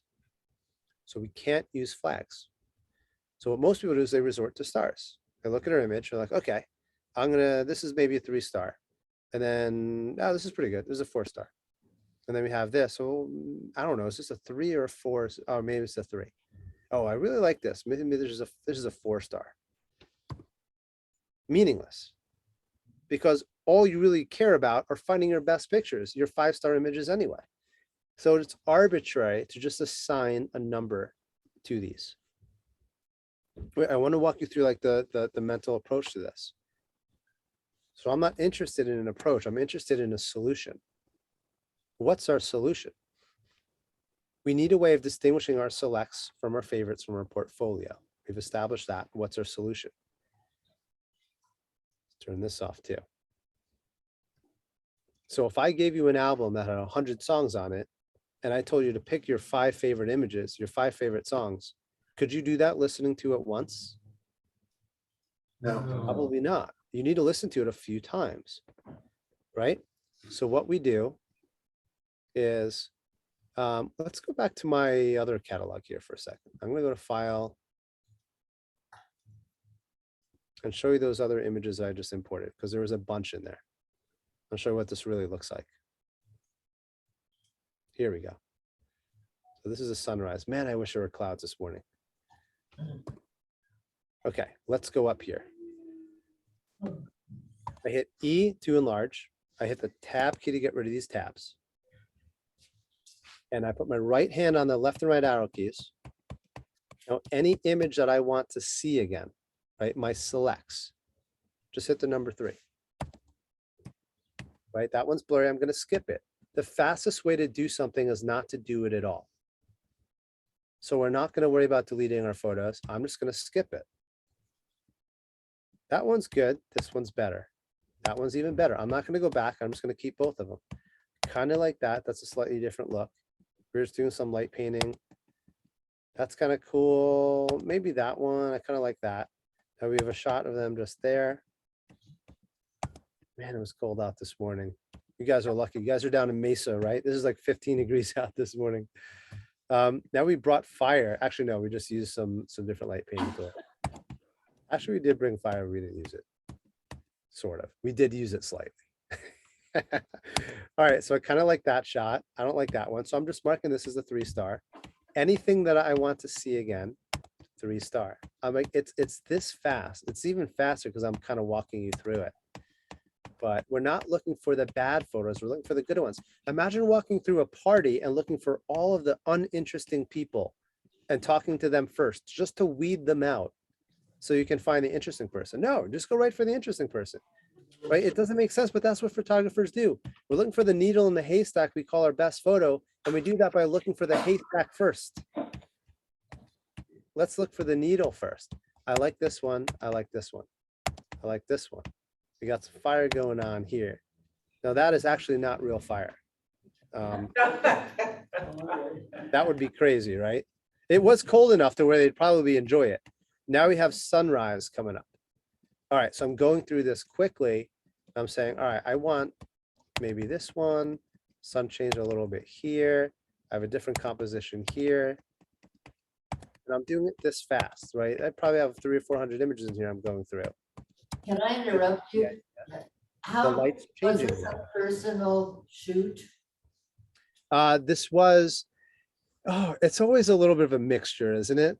So we're building a portfolio for, if you guys have a B&H Optic event, and then there's the one coming up in a week or two for, there's another event that's coming up in a week or two called, blanking on the name right now. In other words, it's Doing for it- a client. Yeah, it's for, it's a little bit of both. It's for portfolio work and it's also for a client because it's going to be used in a presentation. So a lot of the work I'm doing is for demonstration, for portfolio, or for clients. And it sort of mixes together, right? That's life. It's gray area. That's right. That's why we have keywords. I can keyword it as night photography. I can keyword it as light painting. I can keyword it as the name of my client if it applies. I can keyword it as a location. It doesn't have to be one or the other. It doesn't have to fit perfectly in any box. You just tag it, whatever applies. All right, now I go attribute, filter by 3 stars. Here's the cool takeaway that is sort of unique to Lightroom. And this is a really important tip. This is one of the few sort of tips I want to give you because most of it is just building a foundation for you. Is I'm going to go to File, I'm going to go to Library Filters, and this is already on mine, but if you're using Lightroom, this is what you want to do. You want to lock your filters first. Right, you'll see this little padlock up here on the top right. And what that means is, if I go to this folder, it's going to filter by 3 stars too. That doesn't help. When I go back to this folder, I actually want to filter by 3 stars. So locking doesn't help. By default, it'll just reset every time. So here's what we need to do. We need to lock it and then go to remember each source's filter separately. Now, when I go to here, it knows I haven't started this yet. When I go to this folder, it automatically filters by 3 stars. So from here on in, as long as you do this, turn those 2 things on. Again, everything you do, you only have to do once forever. This will stay this way. Whenever I click on a folder that I've worked on, that I've culled, it just filters by 3 stars. Right now I'm getting from 176 pictures to maybe a dozen, maybe 20 or so. Here's the next step though. I want a representative photo. So now we're filtering by 3 stars. these are all too similar. I don't need 5 of these. Here's what's missing in most people's workflows. They don't make decisions. We're photographers, we're terrible at deciding. They're like our babies, this picture or this picture. We just want to keep all of them, but we can't. So you need something in your workflow that will require you to decide. And if you look up the derivation of the word decide, it literally means lop off. You're cutting off, you're killing off your images. It's not a good feeling. So, but we need to decide. So of these, I'll hit the tab key again. I need to choose. I like this one. I'm going to make that. In fact, I don't like this one as much, right? It's a little wobbly. I hit the number 2, it goes away, right? I'm narrowing this down now. Now these are different enough to where I can keep. These are too similar, but there's all these other images in between, right? I can hit the plus, make these a little bit. Now, if these two are similar styles, I can drag this over and now I can compare them side by side. I have to choose one. I like this one better. So I'm gonna hit the 2, that's gonna go away. Now I have 3, nope, I don't have 3 unique shots. I like this one over that one. Hit the number 2, goes away. Right, now I have, these are too similar. I like this one more than this one. Hit the number 2, I'll show you in grid view. Hit the number 2, it just goes away because I'm filtering by 3 stars. I'm building into my workflow the requirement of choosing one. Now I like this one a little bit better because it's not as blown out. Fire is kind of tricky when you're shooting at high ISOs in the middle of the night at 15-degree weather at 3 a.m. Hit the number 2, goes away. So what I'm doing is making sure that I'm just narrowing down my photos. Right, so I have that representative shot. I don't like that as much. 2, that goes away. Now we have our representative photos. 2 goes away. Now these are kind of similar shots, but they're still unique. This one goes away. Right, between these 2, I like that one better. Hit the number 2, that goes away. So we're just narrowing down and narrowing down. Now these are, I kind of like that one a little better. So I'll make that a 2-star, it'll go away. And what we want to do is just have one shot that represents each scene. These are too similar. I like this one the best. Make that a 2. I just press the number 2, goes away, goes away. It's a process of elimination. I like the light on this one better. So make that 2-star, goes away. And here's my goofy photo behind the scenes, because there's literally like a 45-minute to an hour dirt road racing to get here in time this morning because it's too beautiful the sunrise to pass it up. All right, so now we have our representative shots. Right, so now if I click on Africa, let's say I do this for Africa, that's the first step of the equation. And then I narrow down by 3 stars. Now from here, I can say, which are my favorite shots? Which are the ones I want to edit? Which are the ones I want to work on? Or the ones I already have worked on? Which are my favorite photos? I have my selects, right? I have my representative images. I go from here, which no one can hear anything. This is sort of like looking at all of your favorite songs or listening to all of your favorite songs, but all at the same time. You can't see anything by looking at your images like this. But all of a sudden, when I filter this down, here's my representative photos. Here's what I shot today so far. If these are too similar, they're going to stand out. I have to choose one. This is a representation of all 176 pictures in one click. Now, the beauty of this is I can go down one level and I can see which ones didn't make the cut. That's important because guess what? Your skill set's going to change. Your aesthetic's going to change. What you think is beautiful is going to change. Technology is going to change. Now we can do sky replacements. Now we can do noise reduction. Those images are too grainy before, now all of a sudden become possible. It's all going to change. So you don't want to start from scratch, right? Everything I show you, you only have to do once. So click on attribute. Now we'll filter, but it's a non-destructive filter. You can turn it off anytime, turn it back on. It's on there by default. Click back on the folder. You're only going to see your selects. And you can go down one level to find the ones that didn't make the cut. Maybe I like this one better. promote that to 3 stars, make that a 2-star. Right? It's flexible. And a person's ability to create is in direct proportion to a person's ability to undo. Knowing that it's flexible means that you're less stressed out. You're more likely to actually do this. And you don't have to worry about whether or not you're going to ever see these pictures again. So you do it much faster. Your 3 stars are your cutoff, right? That's your selects. Now we pick our favorites. Of these, I really like this one. That becomes a 4-star. I'm just pressing the number 4. That becomes a 4-star. That becomes a 4-star. 4-star. Kind of like this wave better. 4-star. Actually, this one's better. That becomes a 2-star. It's too similar. And that one stays as a 3. That's just a behind the scenes. Now I can separate out all of my pictures from my selects, my representative shots. I'm not asking you to choose which ones are your favorite, right? This isn't one of my favorite images, but it does represent what I shot this day. I want one image for every scene, whether it's a cup of coffee that you took a few pictures of, or a stranger you met on the street, or sunset that you took, or just an image of your shoes, whatever it is. It's still a representative photo. I want one for every scene. Those are your 3 stars. Those are your selects. 4 stars will represent the shots that you actually want to edit. And the single most important things you can take away from this, as far as saving you time, single most important thing you can do to save you time is to not to edit your photos until you've listened to them enough, like an album. You've looked at them enough to determine these are my favorite photos. These are the ones out of all of these. These are the ones that are worth taking my time to edit. Does that make sense? Yeah. Yeah. Right? This will save you more time than anything else I can show you. And then we can sit there and we can edit it. Right? This is already pre-edited, by the way, because I imported it and have it auto-adjusted. I can warm this up a little bit.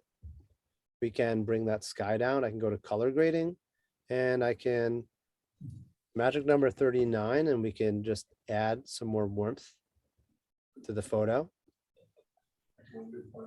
We can bring this down a little bit and we can select the sky. Probably a whole nother course we can do on just editing. In fact, I'd spend a whole day during my boot camps just editing the photos. Let's bring the highlights down a little bit.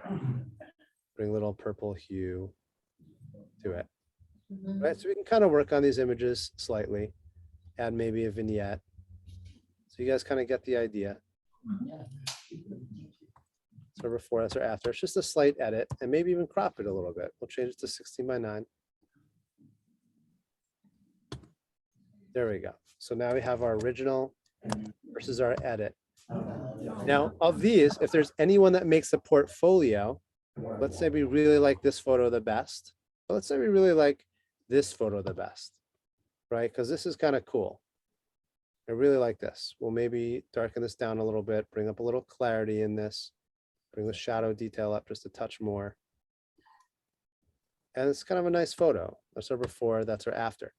If this makes my portfolio, 5 stars. Here's the takeaway of this, because there's not enough time to go through our edits. For every given day, you want a keyword and then when you call your images, right? So you start with keywording, by the way, which this would be, where am I right now? I am in St. George. So if I haven't done a where yet, I can go to inside the United States, create a keyword tag, Utah. Oh, it's already there. Perfect. I can just type in the word Utah and I'll find it. Since this is my catalog. Right, I can use keyword Utah, but we'll put in St. George. Selected photos. I'll also put in night photography, which I probably have one already in there. It's just my catalog. Night photography. There we go. That's all I really need. I don't need anything more than that. So now I can click on night photography. And for any photo I've ever taken, I can narrow it down to show me my 3 or 4 stars. And here's my favorite night photography photos. right? So you always start with a keyword first, and then I can cull it down to your favorite images of night photography. Just like that. Now, everything you do, you only have to do once, right? You're never going to need to do this again. Here's the cool part of this all. I'll right click, go to folder and library. I can click on a given month now, not just a given day. And what I do like to do is actually rename this. You have to keep that number there so it falls into order. I can just type in St. George. Right, now I can click on a whole month, filter that by 3 stars. I can click on the whole year, filter that by 4 stars. Right, this is us in White Pocket a couple nights ago. It was, I think it was under 10 degrees. It was really cold out that night. Man, it's tough to stay still when you're shivering. But you're no longer going to be looking for your images the way you're traditionally used to organizing and finding them. You're not organizing by folders, you're organizing by keywords, because you're going to find multiple keywords to the same image. And you're no longer going to be looking for your images on a day-by-day basis. You're going to look for the month, and it automatically filters by your 3 stars. These are some cool shots we were doing in Nelson Ghost Town. Actually, no, these are in Kanab, which is such a cool location. We had this like cowboy and desert. It was cool. But you're going to filter by the month or by the whole year. And they're just going to show up. Now you can say, oh yeah, I know I shot some more of these images with the fire trail. Just click on that one image and like a warp, you're just going to turn the filter off. And here's all the other pictures you took that day around it. Click that attribute. You're zoomed right back out to a bird's eye view of your entire year. Click on this photo. Turn the filter off. Here's all the other photos I took that day. Zoom right back out to your bird's eye view of your favorite pictures. Right? Or you can click on this photo and say, show me just my 3-star images, and I'll see the images around it that I shot. Zoom right back out. So I'm giving you like a warp almost to find your favorite photos visually year by year by year, not day by day by day. As long as you're consistent. Remember, we started with that concept of consistent. 3 stars means something. It means your selects. It means your personal shots. 4 stars means something. It means your favorites of that day, the ones that you either have edited or want to edit. 5 stars means something. It means your portfolio. So you can click on a whole year and filter down by your 5 stars. In one click, you're going to find your favorite images. You can click on your entire catalog and filter by 5 stars. Right? So we're giving you a much faster way to find your images. I click on night photography, and then I filter by 4 or 5 stars. Here I found my favorite shots. Just like that. That's the second half of the equation. The first half is keywords. Second half is culling, so stars. And as long as you understand that principle, that is something that will scale for the rest of your life. It will never change no matter what software comes out. There's always going to be those 3 levels. Your selects, those family photos, those personal moments, those memories from your favorites, the ones that you've edited for the day, from your portfolio, your best shots overall. There's no need for any more than that, and there's no need for any less than that. So we just do 3, 4, and 5 stars. In one click, you can find your portfolio shots. And there's a lot more I can show you. We can go into collections and smart collections and show you every picture taken in the last 12 months that has a rating of 4 or 5 stars, and it will just automatically collect this. Every picture of night photography taken in the last 3 years in Utah that's 4 stars or greater. It will just build it automatically, right? There's a lot more we can go into that we don't have time to go into here, but the principles are the most important thing. How you organize your images, how you find your images, how you back them up. It all starts with one click. Put the memory card in, we'll find the pictures, and then instantly put them in the right year, month, day, right? Instantly organize them. All you have to do is apply 1 or 2 keywords, just the who, the what, and the where. Some of these are other stuff that I take out for demonstration. So you should only really have this who, the what, and the where. right? And then you can just cull down to your favorite images using the 3, 4, and 5 stars. Every image will be at your fingertips, right? If we go back to here, this demonstration catalog, skip this time. Now, if some of you guys have noticed, there's almost 850,000 images in my catalog, right? Working on 900,000, I believe. It doesn't slow down at all. That notion of, well, it slows down after, that's not the case anymore, right? Your catalog, there's no number that anyone's found yet for the maximum number of images. So you don't have to worry about it. I'll hit it way before you do. And there's no theoretical limit. All right, so how do we fix this then? Right, how do we fix this?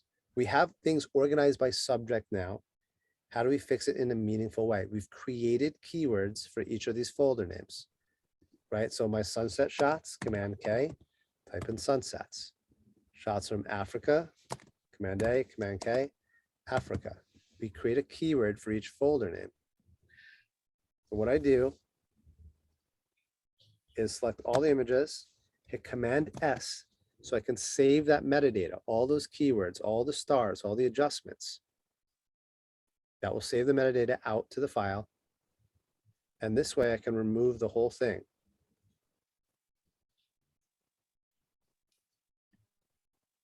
Just remove that whole folder. In fact, we'll just get rid of all these keywords too while we're here. Let's start from scratch.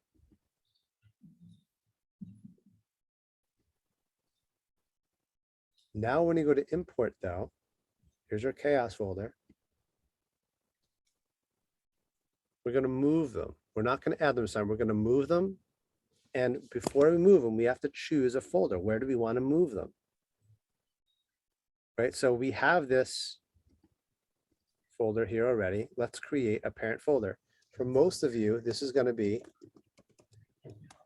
this parent folder, right? We have one memory card, one catalog, one hard drive, one location for all of your pictures.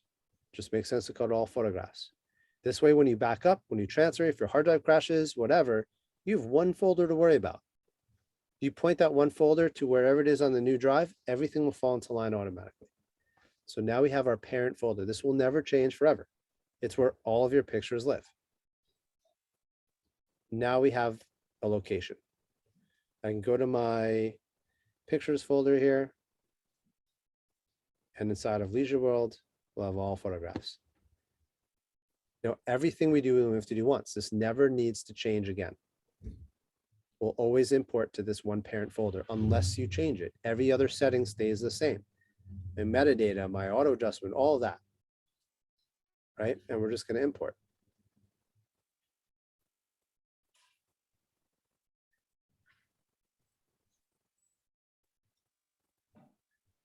Now what it did it automatically. It broke this down. I'll show parent folder. Here's your all photographs, and here's every image broken down. We don't have to do this manually. Let the computer do this. Broken down by year, by month, and by day. Right? But guess what came back? Remember, I deleted all these keywords. Here's all the keywords. They're all back. So here's how you can convert your existing system into a system that will outlast you, as it should. An archive that will get passed on through generations, something that is sustainable for the rest of your life and beyond, something that you can build and never grow out of. No matter what the software, no matter what program you're using, no matter what camera you buy 10 years from now, doesn't matter. This is a system that will work every single time. Not some of the time, not most of the time, all of the time. And this is how you convert from your existing system by subject into something that is more sustainable. Broken down by year, and you have a keyword and you have a strategy, right? You have a solution now. It's a big difference from some tips and tricks. This is a solution that will work every single time. Just the who, the what, and the where. You don't see the who there anymore because we never keyworded a who.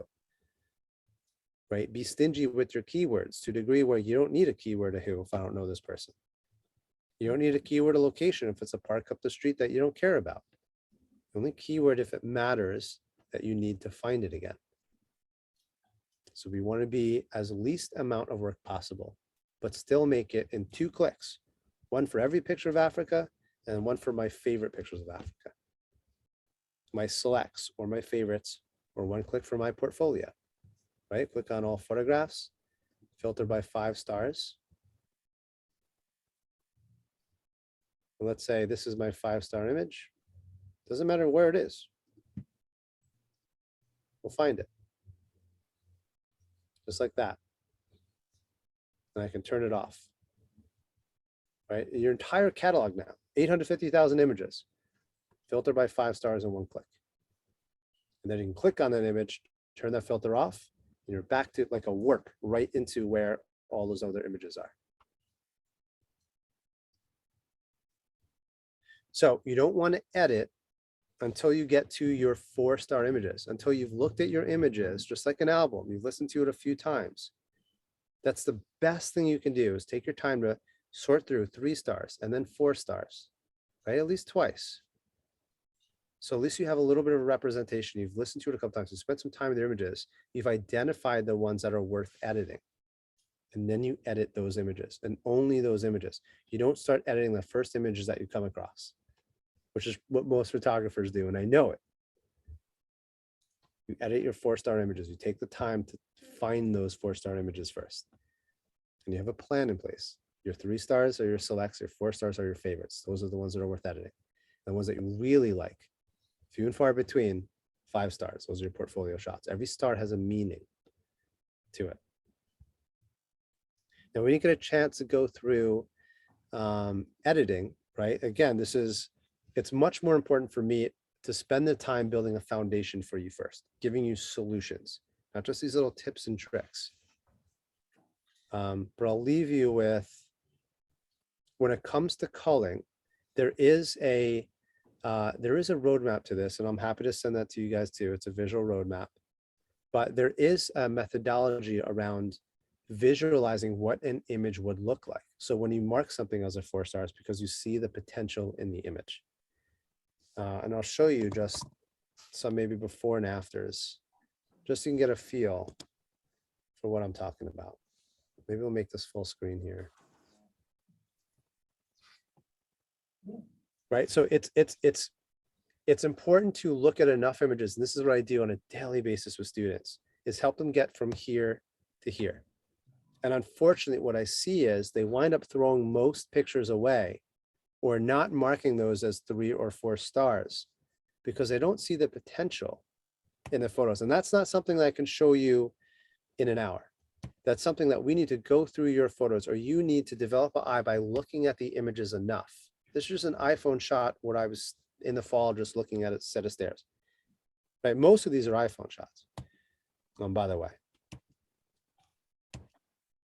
But you need to develop this eye for recognizing the potential in a photo, and then having the skill set and the tools necessary to bring out the essence of the photo. That's a whole nother presentation I can give, and I'm happy to do it. But it really is important for understanding, like to go from this to this, it's not even difficult to do. We can set it up in a couple of clicks. Everything you do, you only have to do once, right? So if you like this, we build a preset, apply it to all the other photos. Doesn't have to be complicated, but you're getting to the essence of an image. What we're capturing in the field are raw ingredients. And then we still need to cook them. Right? It's not cheating or faking it. It's part of the creative process. This whole thing is a creative process. There are no rules. But you're just getting to the essence of a photo. Right? These are actually like probably 4 or 5-year-old iPhone shots, most of them. But it's just getting to the essence of a photo, making it stand out. And there are ways of doing this. There is, I call it biohacking, but essentially you have to understand how people look at images. And it starts with identifying your subject. We can use this as an example. How do you make your subject stand out? If you don't know what makes an image better, how can you make a better image? Right?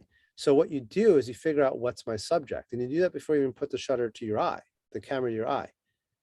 And then you understand, well, visually, there is no question about how people look at your images. You can change that. Like a magician, you're forcing their eye where to look. And what you do is you understand that the human eye, through millennia of evolution, your human eye will go to the brightest part of the image every time.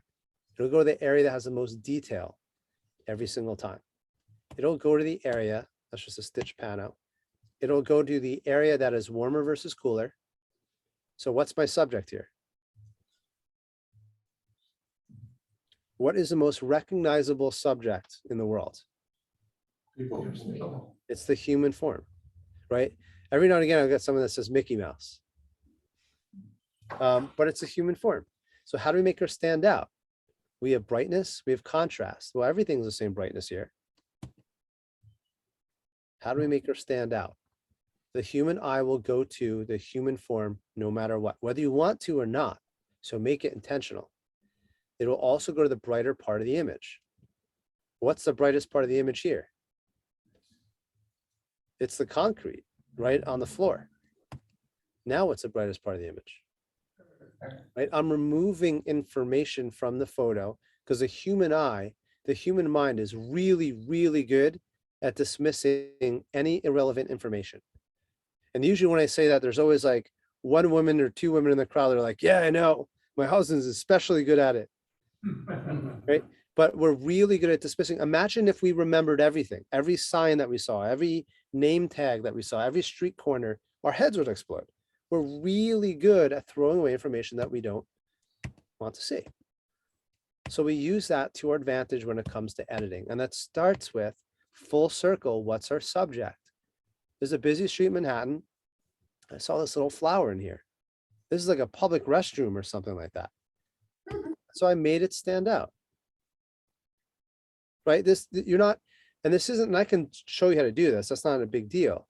But what matters most is the concept of why, the foundation why. And you understand that the human eye, the human mind, we don't see with our eye, we see with our mind, will go to the warmest, the largest, the brightest, the areas most detail, the largest every single time. Warm versus cool, bright versus dark, more information versus less, more sharp versus less sharp, more in focus than out of focus. And now we're not guessing about how people will perceive our images. We're telling them without being there, look here, don't look here. But this is the way the world works. Really interesting looking girl, really dressed here, but the light's flat. Now I can get an assistant, voice activated light stand, Val, and I could say, stand here with this light and this strobe and underexposed. Oh wait, excuse me, ma'am, can you just wait for 1 second to do that exact gesture? It doesn't work that way. So we make it work for us. We force people to look where we want them to look. Again, these are just iPhone shots. It's not about the camera that you're using. This is years old. These are probably iPhone 6 or something like that. It's just, what's our subject? And the cool thing is, from an editing standpoint, after you do this after shot from the before, it gets burned into your mind. You start seeing the potential of a photo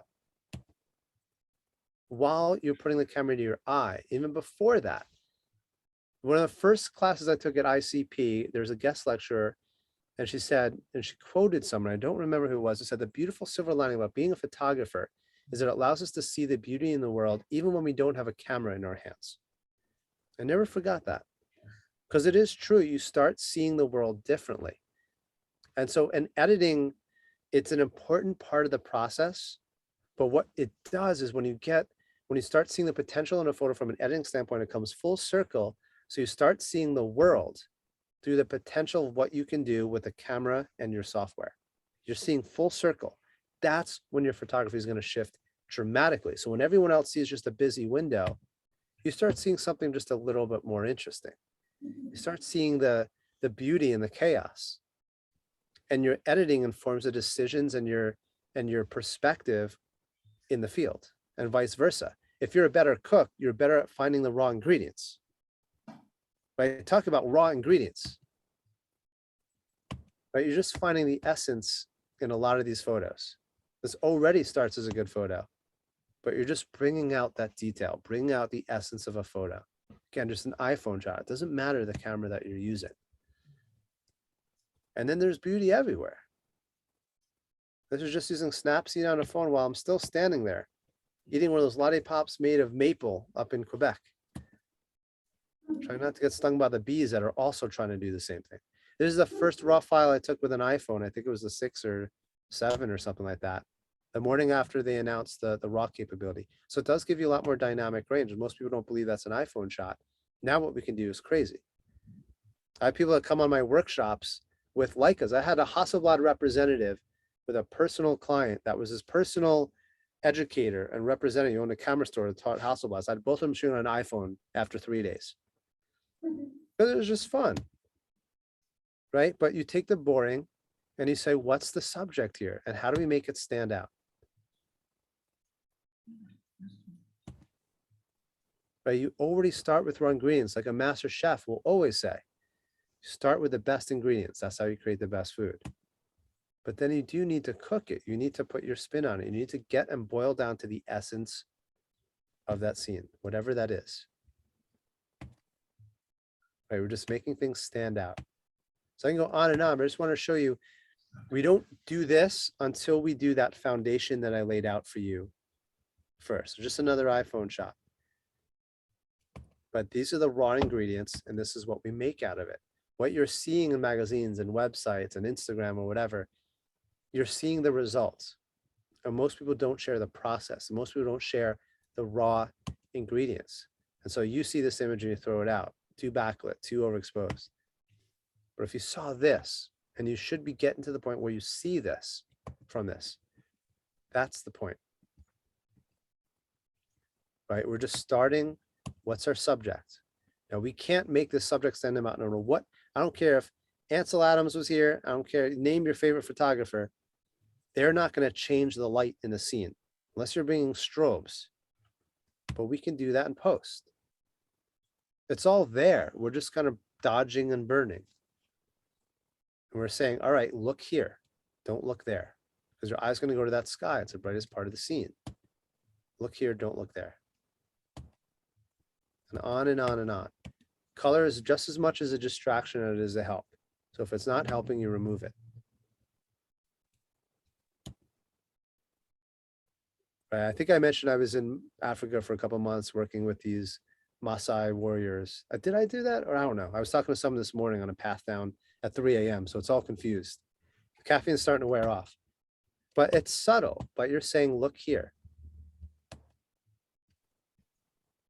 Right? You're just, it's subtle, but you're just, here we're filling the frame with the subject. We don't need to see the top of his hat. We're filling the frame with our subject. This is in the worst conditions and manageable, like 100 degrees, tin roofs in the middle of the desert in Africa. I have one light that broke on the first day, by the way. And what do? So I put them in a tin roof. I make sure that the catch light is in the eyes to my right. So I have some side light.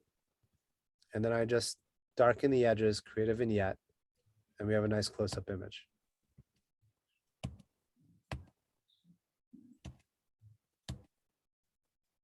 This is an Olympic javelin thrower in the Maasai Olympics, which is really cool. I photographed this for Nike because they're sponsoring it. And just put them in the kitchen. But this is what the light looks like. It's flat light. That's fine. But then you bring out the detail. But you need to see the edit. You need to see like the after. You need to visualize. So when you look at the shot, you're not throwing it away. I'm marking that as a 3 and then a 4-star because I know that can bring out that information. And when you know that and you do it and you prove it to yourself, you start seeing shots like this in the field that you would just dismiss otherwise. And on and on and on. Doesn't have to be too crazy. This is all there. This isn't a sky replacement. This is all there. And I go through how to capture these images from exposing to the right, making sure that the sky is not blown out because you're looking at the histogram, not your eye. So we have all the shadow detail and we can bring this out. Right? And this is what we do in our workshops. We take people out in the field, show them how to capture the raw ingredients, then go through the editing process, then go through the culling and the sorting and the keywording, and then get to the editing and then sharing. So you're seeing this full circle, which keeps you much better informed than most people. Most people are going out like I go to the grocery store, looking for a meal, looking for just a cooked meal, when the master chefs are really looking for the best raw ingredients. Right, we're bringing out all that detail. So I can go on and on and on. Same photo. This is for the SUNY school district, one of their photographers. Same photo. And I knew I can get this out of it, but I had to shoot it like this.